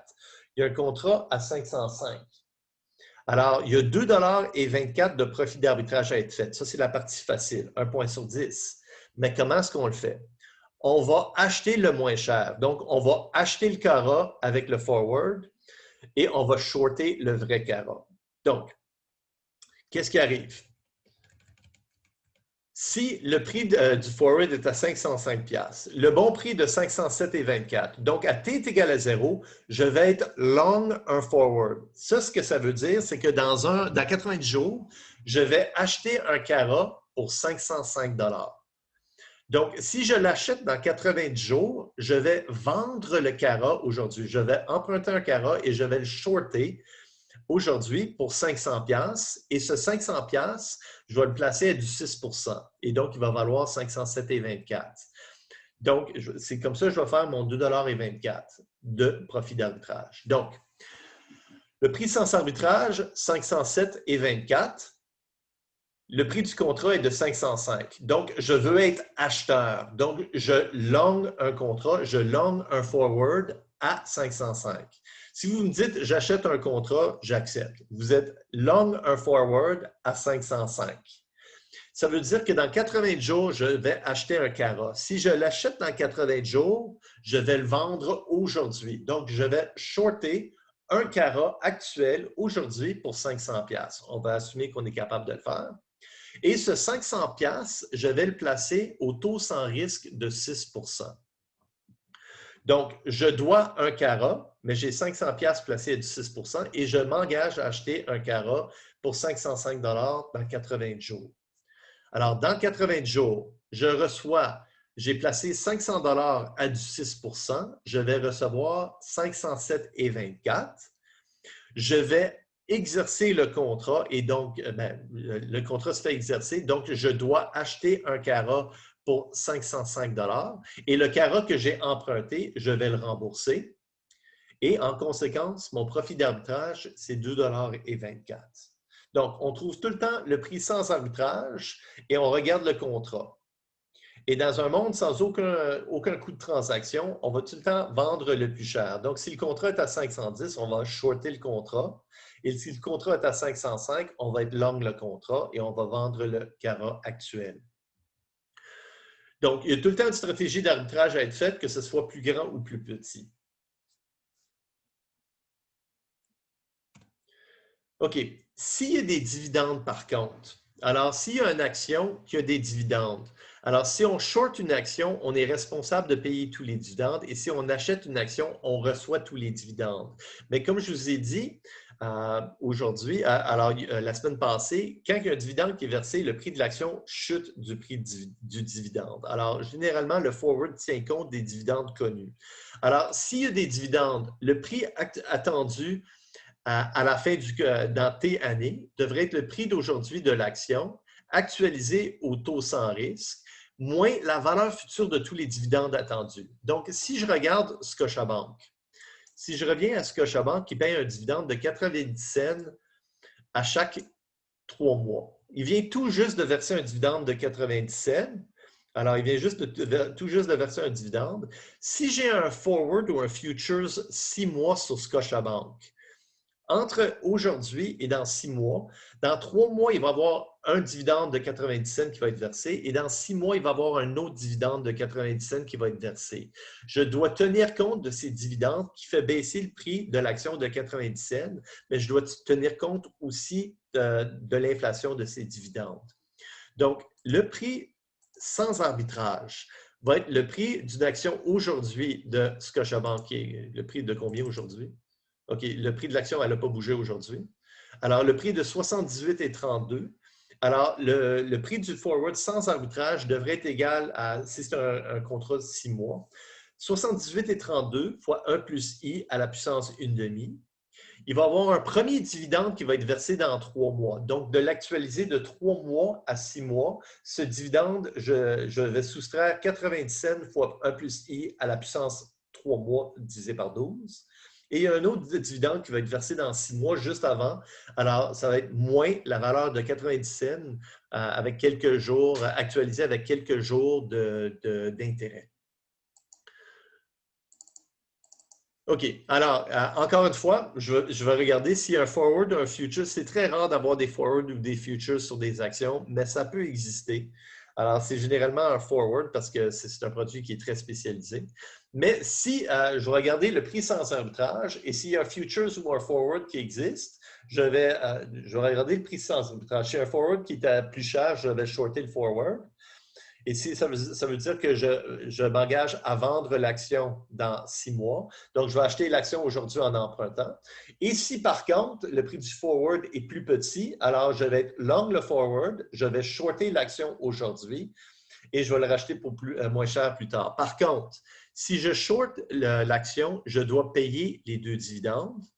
Et si je long l'action, je vais recevoir les deux dividendes. Donc, je dois tenir compte de ça dans mon calcul. Et je pense que dans votre TP, il y a une question qu'il y a des dividendes. Soit l'examen, soit votre TP ou l'examen avant ça.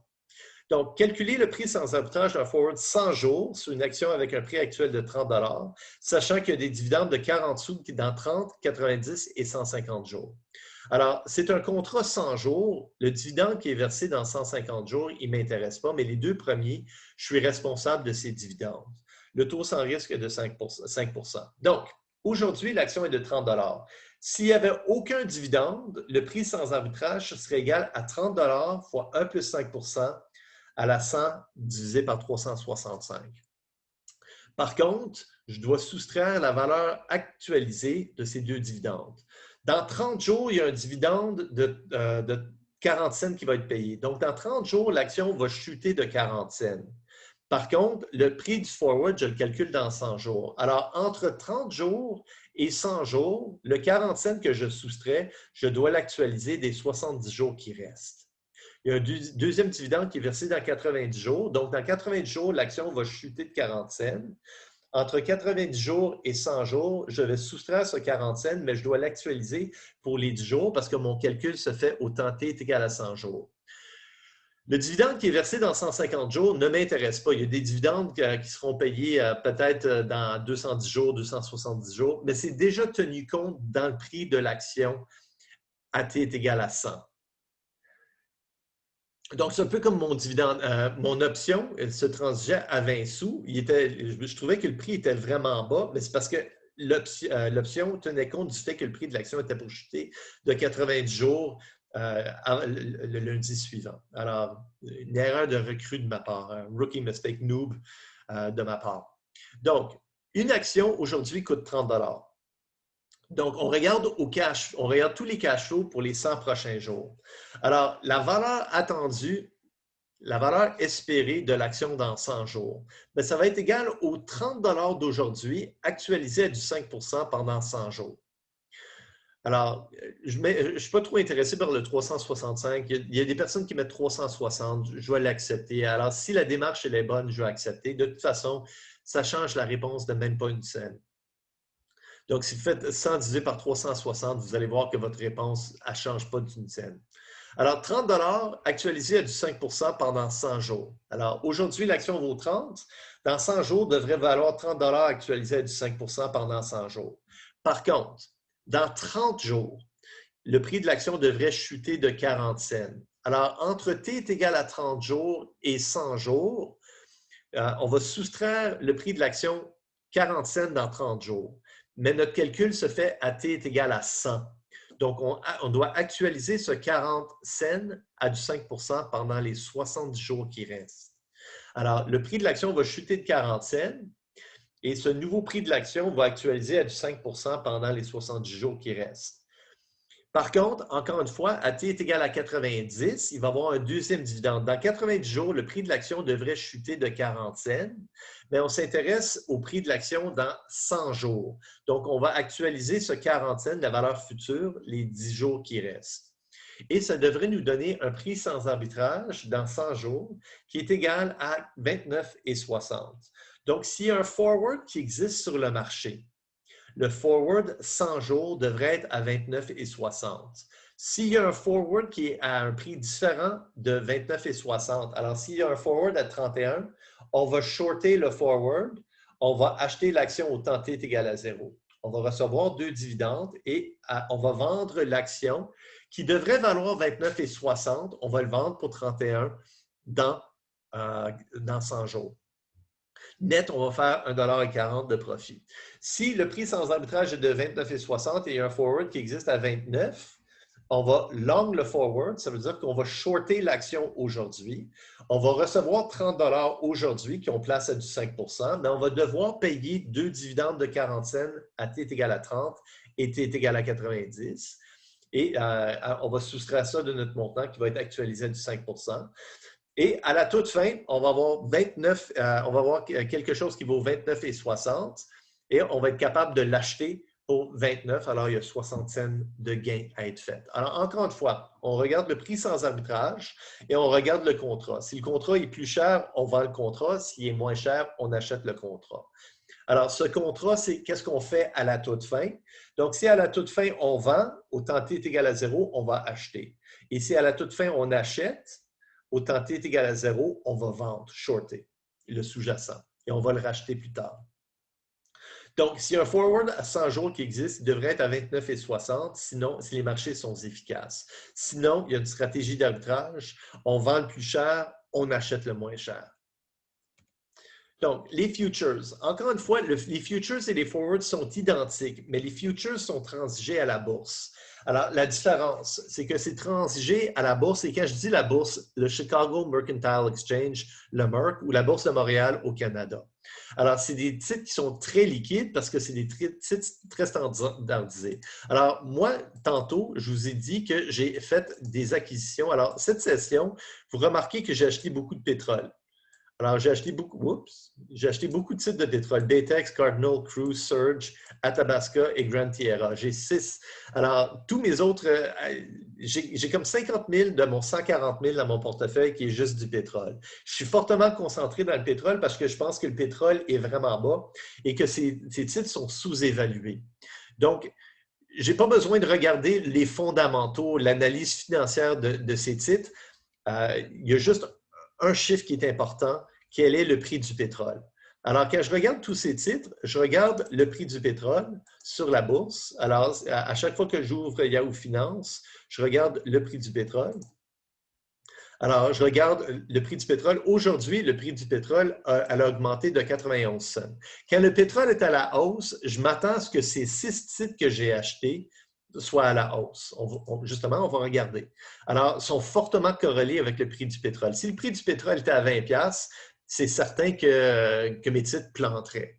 Et c'est d'ailleurs ce qui est arrivé en 2018. Alors, si je regarde tous mes titres, alors j'ai Crude, GTE, Athabasca, Surge, Baytex et Cardinal.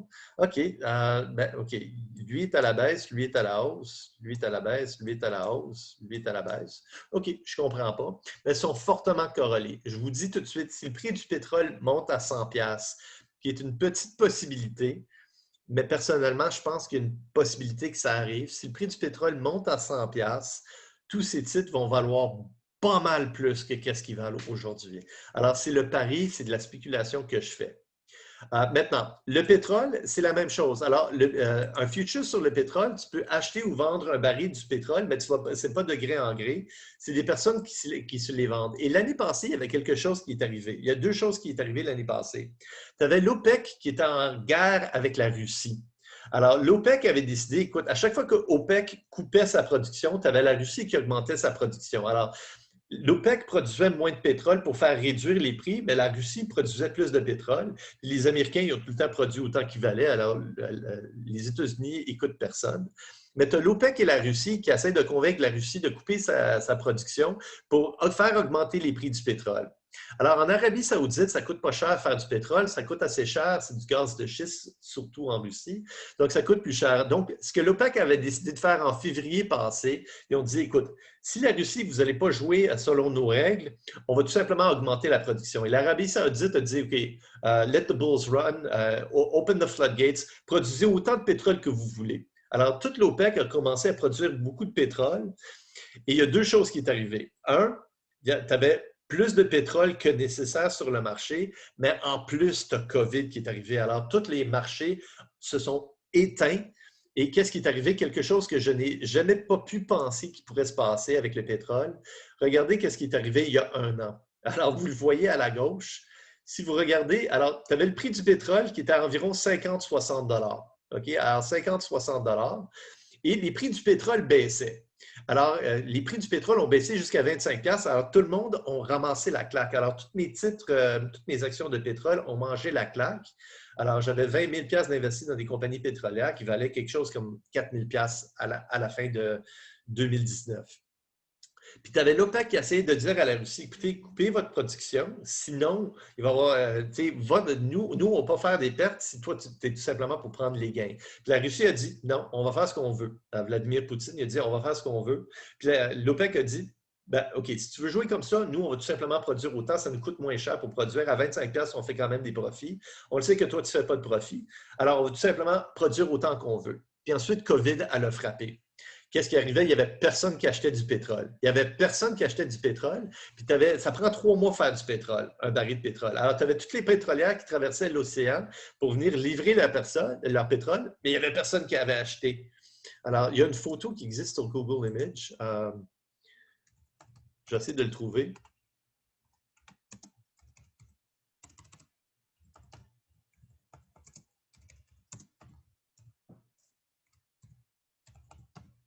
J'essaie de trouver l'image. C'est une image qui était vue par tout le monde. Mais c'est ça, tu avais toutes les pétrolières. C'est ça, c'est cette photo ici. Toutes les pétrolières à San Francisco, ils étaient tous pleins de pétrole, mais il n'y avait pas d'acheteurs. Alors, qu'est-ce qui arrivait, c'est que ces bateaux-là, on avait besoin des bateaux, il fallait qu'ils ramènent. Alors, qu'est-ce qui arrive, c'est que les pétrolières produisent le pétrole, mais c'est généralement pas leur bateau. Alors, ils donnent, le bateau va livrer la marchandise et la pétrolière s'arrange pour trouver un acheteur. Mais il n'y avait pas d'acheteur. Donc, qu'est-ce qui est arrivé? C'est que les prix du pétrole ont planté. Mais quand je dis qu'ils ont planté, ils ont chuté, ils étaient à 18$. Et dans une journée, ils ont chuté jusqu'à moins 40 et 32. À la fin de la journée, le prix d'un baril était de moins 37 et 63. Ce que ça veut dire, c'est que ces pétrolières avaient besoin de libérer le pétrole de ces bateaux. Donc, ils payaient le monde pour prendre le pétrole parce qu'ils devaient le stocker quelque part. Sinon, ils étaient obligés de payer les bateaux de pétrole. Et donc, on te payait pour prendre du pétrole. Alors, le prix du pétrole avait chuté à moins 37$ le baril. Alors, je n'avais jamais vu ça. Et le pire, ce qui était vraiment drôle, c'est que je donnais le cours sur les futures le jour que c'est arrivé. J'étais en train de montrer ça aux étudiants en salle de cours. C'est avant qu'on avait le télétravail.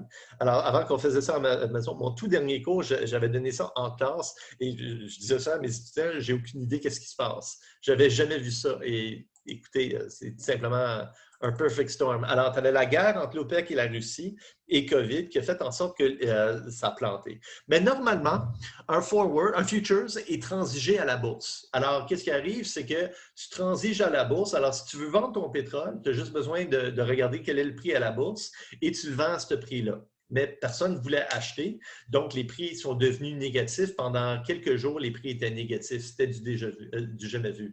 C'est un peu comme les taux d'intérêt qui ont été négatifs en 2009. Le monde voulait tellement protéger leur capital qu'ils étaient prêts à payer de l'argent pour prêter de l'argent aux États-Unis. Alors, les bons du Trésor coûtaient 1005 pour une valeur nominale de 1000$. Alors, tu payais 5$ juste pour être capable de protéger ton argent en achetant des bons du Trésor. C'est déjà arrivé, c'est rare, mais c'est possible. Alors, généralement, un future, c'est des produits très standards, comme je vous ai montré. L'or, l'argent, platine, pétrole, S&P 500, le gaz, une monnaie. Alors, le courant, ça aurait été le marché monétaire, mais on ne le fait pas le courant. Des bons du Trésor. Alors, quelque chose qui est très standard. Et généralement, tu transiges ça à la bourse. Alors, Chicago Mercantile Exchange, c'est une chambre de compensation. Alors, c'est l'intermédiaire entre l'acheteur et le vendeur. Donc, A et B ne se connaissent pas. Tu fais juste transiger ça à la bourse. Et la chambre de compensation, en anglais, on appelle ça un clearinghouse. Alors, c'est fortement réglementé par le gouvernement, la Securities Exchange Commission. Tu as des règles très strictes. Et généralement, tu dois mettre un peu de collatéral. On appelle ça du margin. Et à chaque jour, si tu as un gain, on va te créditer ton compte. Si tu as une perte, alors si toi, tu es long le pétrole et le lendemain, le pétrole augmente, on va te créditer le gain de cette journée à ton compte. Et si tu es long le pétrole et le pétrole chute, la perte sur ton contrat va être débitée sur ton compte le jour même. Donc, on n'attend pas à la toute fin pour faire les profits et les pertes. Les profits et les pertes se font à chaque jour. Et si jamais tu n'as pas assez de collatéral dans ton compte, on appelle ça un margin call. Alors, regardez la scène, il y a un margin call. Ça veut dire que tu as deux choses que tu peux faire. Soit que tu places plus d'argent dans ton compte, ou tout simplement, qu'est-ce qui va arriver? La chambre de compensation va fermer ta position. Alors, supposons que je suis long un contrat du pétrole à 60. J'ai 30$ dans mon compte. OK? Et le prix du pétrole monte à 70. On va me créditer 10$ à mon compte, je vais avoir 40$ dans mon compte. Le prix du pétrole chute à 60, on va débiter 10 piastres de mon compte, j'ai 30 piastres dans mon compte. Le prix du pétrole chute à 40, on va débiter 20 piastres de mon compte, il me reste 10 piastres dans mon compte. Maintenant, si je tombe en dessous d'un certain montant, la chambre de compensation va dire, écoute, tu dois mettre plus de margin dans ton compte. Sinon, si tu tombes en dessous de 15, tu dois soit remettre 20 piastres pour ramener ça à 30, ou sinon, on va tout simplement fermer ta position. Alors, ta perte, elle devient garantie. Donc, c'est ça la grosse différence avec les forwards et les futures, et c'est la raison pourquoi le risque de contrepartie est moins important pour le marché des futures. Parce qu'au jour le jour, on appelle ça du mark to market. Alors, on crédite ou on débite ton compte à chaque jour. Donc, quand tu longues le pétrole, tu t'engages à acheter un baril. Donc, aujourd'hui, si je regarde le pétrole aujourd'hui, si je suis long le pétrole aujourd'hui, il y aurait un contrat sur le futures. Alors, le contrat est pour mai 21. Alors, c'est tout le temps le contrat le plus récent. Si aujourd'hui, je m'engage à acheter un baril, je vais l'acheter pour 59,92. Et qu'est-ce qui arrive, c'est que le troisième vendredi de mai, je vais être obligé d'acheter un baril pour 59,92. Maintenant, je ne veux pas acheter un baril. Le troisième vendredi de mai, je vais tout simplement vendre mon futures au prix du marché. Alors, je vais tout simplement faire un règlement de compte.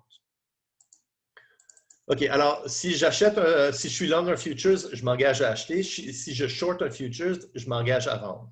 C'est soutenu par le Merck aux États-Unis, c'est soutenu par la Bourse de Montréal au Canada. Je dois mettre un certain montant de dépôt. Alors, si le prix d'un baril est de 60$, je dois mettre 30$ dans mon compte. Et à chaque fois, si je suis long le futures, à chaque fois que ça monte, on crédite de l'argent dans mon compte. Alors, mon compte augmente. Et à chaque fois que le baril il baisse, on débite mon compte à la fin de la journée. Si je tombe, alors on appelle ça du mark to market. Alors, ton gain est crédité, ta perte, elle est débitée à la fin de chaque trading day. Alors, à chaque jour de transaction, chaque jour que la bourse est ouverte, à la fin, on va créditer ou débiter ton compte, le gain ou la perte. Alors, généralement, il n'y a aucune livraison. À la toute fin, on fait tout simplement un règlement de compte. Alors, si tu es long un futures aujourd'hui, je peux tout simplement vendre mon futures avant l'échéance. Alors, net, je vais tout simplement faire la gain et la perte. Si par contre, je tombe en dessous d'un certain montant, supposons que j'ai 30$ dans mon compte et le pétrole est à 60. Si le prix du pétrole tombe à 30$, le 30$ serait débité de mon compte. Je dois mettre un certain montant dans mon compte pour ramener ça. Et ça, on appelle ça un margin call. Et si tu n'as pas assez d'argent, on va tout simplement fermer ta position. Alors, la chambre de compensation, elle ne prend pas le risque. C'est toi qui prends le risque. Donc, ce n'est pas que tu tombes à zéro. Si tu tombes en dessous de peut-être 10$ de collatéral, on va dire margin call. Sinon, on va fermer ta position et le gain va être garanti à ce moment-là. Alors, normalement, quand on veut fermer une position, on va prendre la position inverse. Alors, si j'étais long un futures, je vais vendre ce futures. Si j'étais short le futures, je vais racheter le futures plus tard. Et la différence entre le prix d'achat et le prix de vente, ça va être mon gain ou ma perte. Alors, la marge initiale, c'est le 30$ que je vous dis. Un futures coûte 60, je suis long 60$, je mets 30$ dans mon compte. Le prix du pétrole monte à 100$, il y a 40$ qui va être crédité à mon compte, j'ai maintenant 70$ dans mon compte. Si par contre, le pétrole chute, j'ai 30$ dans mon compte, le prix du pétrole chute de 60 à 40, bien, au lieu d'avoir 30$ dans mon compte, je vais débiter 20$, la perte, il va y avoir 10$ dans mon compte. S'il n'y a pas assez d'argent, je vais avoir une marge d'entretien, ce qu'on appelle un margin call en anglais. Je tombe en dessous de 15$, je dois mettre de l'argent pour revenir à 30$. Alors, j'étais à 10$, je dois mettre 20$ dans mon compte pour ramener ça à 30$. Alors, c'est une façon de mitiger le risque de contrepartie. Parce que si je ne mets pas, à la fin, avant l'ouverture le lendemain, si je ne mets pas ce 20$ nécessaire pour ramener ça à 30$, qu'est-ce qui va arriver? C'est que la chambre de compensation va tout simplement vendre mon titre à 40$ et je vais avoir 10$ dans mon compte. J'avais 30$ dans mon compte au début, j'avais 10$ à la fin, j'ai perdu le 20$ qui est maintenant garanti. Margin call. OK. Alors, le futures et les forwards, c'est le même principe. Je calcule le prix sans arbitrage et je suis capable d'acheter ou shorter les actifs sous-jacents pour faire un profit d'arbitrage. Donc, le S&P 500, c'est un futures qui est très populaire. Alors, dans un monde sans arbitrage, le prix du S&P 500 va être égal au prix d'aujourd'hui actualisé au taux d'inflation. Et s'il y a un futures qui est différent de ce prix, il y a une stratégie d'arbitrage à être faite. Donc, si je donne par exemple, aujourd'hui, l'index est à 995$. S'il y a un futures à 1010, est-ce qu'il y a un profit d'arbitrage qui est possible? Supposons que le taux sans risque est de 2,05. Alors ça, je vais calculer le profit d'arbitrage et la stratégie a été effectuée. S'il y a un futures qui existe à 999, est-ce qu'il y a une stratégie d'arbitrage? Quel est le profit d'arbitrage? Alors, je vous dis tout de suite, il va y avoir une question comme ça à votre examen. OK. Donc, aujourd'hui, alors supposons qu'il y a un futures qui existe à 1010. Je vous dis que l'index, le S&P 500, c'est un index qui existe. Alors, si on revient à Yahoo Finance, le S&P 500, l'index, c'est celui-ci. Ça, c'est un futures. Aujourd'hui, le prix de l'index est de 41,22. S'il y a un futures qui existe et je suis capable d'emprunter ou prêter au taux sans risque, le prix du futures devrait être égal à ce chiffre actualisé au taux sans risque. Sinon, il y a une stratégie d'arbitrage à être faite. Donc, l'index est de 995. J'ai fait cette slide en 2010. Alors, l'index en 2010 était à 995, est à 4000 aujourd'hui. Mais c'est juste parce que l'index, elle a bougé. Alors, je donnais ce cours pour le cours Finance 3 qui n'existe plus. Alors, c'est une vieille slide. Peut-être que je devrais changer mes chiffres. Il y a un futures qui existe dans 80 jours à 1010. Que devrait être le prix sans arbitrage du futures? Et si je compare avec 1010, est-ce qu'il y a un profit d'arbitrage à être fait? Par la suite, je vais faire la même chose pour un futures à 999. Donc, la première chose que je dois faire, quel est le prix sans arbitrage? Dans un monde sans arbitrage, dans 90 jours, un index qui vaut 995 devrait valoir 995 actualisé à du 2,05 %, le taux sans risque, actualisé pendant 90 jours. Dans un monde sans arbitrage, le prix du futures devrait être de 1000$, 999,99. Donc, il y a un futures qui existe. Alors, le prix sans arbitrage est de 1000$. Il y a un futures qui existe à 1010. Donc, il y a 10$ d'erreur là. Je vais vendre le plus cher. Donc, je vais shorter le futures à 1010. Je m'engage à T est égal à 0 à vendre l'index pour 1010$ dans 90 jours. Donc, je short le futures pour 1010. Le bon prix est de 1000$, il y a un contrat à 1010, donc je vais shorter le plus cher, 1010. Dans 90 jours, je m'engage à vendre le S&P 500 pour 1010. Donc, si je le vends dans 90 jours, je vais l'acheter aujourd'hui parce que je dois le vendre dans 90 jours. Donc, je vais acheter aujourd'hui l'index, mais je ne vais pas faire ça avec mon argent. Je vais emprunter 995$ au taux sans risque de 2,05 %. Je vais shorter des obligations d'épargne des États-Unis à du 2,05 % et je vais acheter l'index au temps T est égal à 0 pour 995. Ce même index, je vais le vendre par le contrat pour 999 et pour 1010 dans OK, alors j'emprunte 995, je vais devoir rembourser 999,99 dans 1000 jours, mais le 995 va être investi dans un index que je vais vendre pour 1010 selon le contrat. Alors, qu'est-ce qui arrive à T est égal à 90 jours? Je vends l'index que j'ai acheté pour 995 au temps T est égal à 0, je le vends pour 1010. Et je prends ce 1010 pour rembourser mon prêt de 995 $.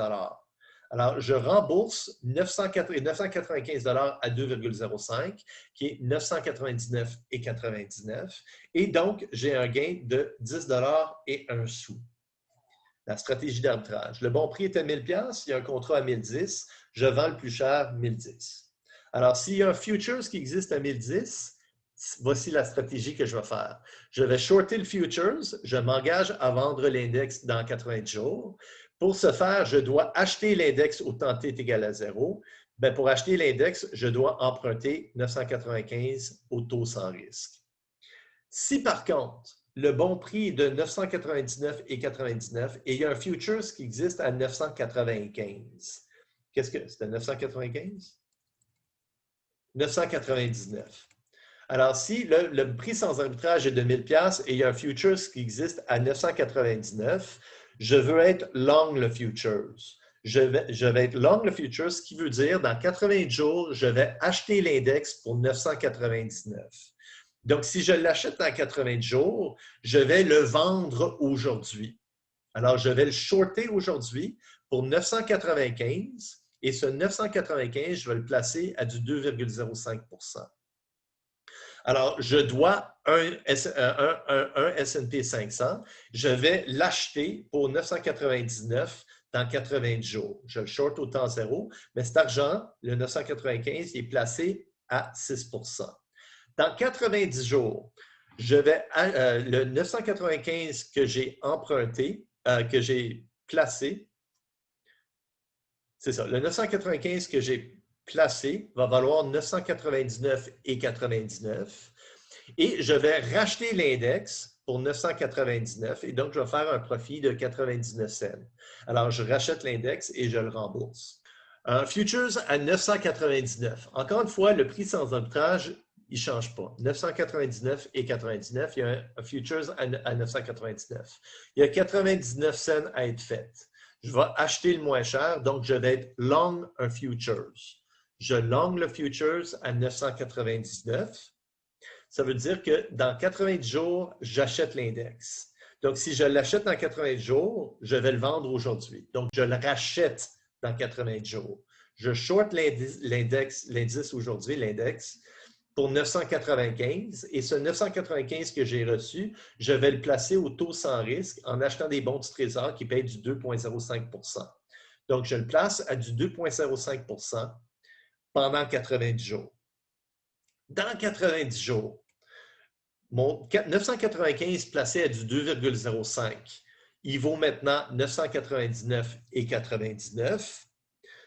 Selon le contrat, je dois acheter l'index à 999 ou je rachète l'index pour 999.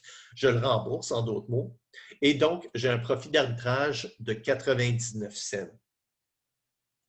OK, c'est la dernière slide. Donc, encore une fois, avec un profit d'arbitrage, je fais soit un gain au temps t est égal à 0 et des cash flows nuls. Alors, dans le cas des options, c'était ça notre stratégie d'arbitrage. Ou ben donc, au temps t est égal à 0, j'ai zero money down. Alors ici, je reçois 995 et je plante 995. J'ai zero money down au temps t est égal à 0. Et à la toute fin, j'ai un cash flow qui est positif. Ça, c'est une stratégie d'arbitrage. Maintenant, les arbitrageurs, alors tous les algorithmes pour de l'arbitrage, alors il y a des ordinateurs qui font ça, ils ont éliminé toutes les stratégies d'arbitrage qui existent. Puis si on ajoute les coûts de transaction, un petit investisseur, c'est très difficile pour un petit investisseur de faire de l'arbitrage. OK, donc, ça termine le cours d'aujourd'hui.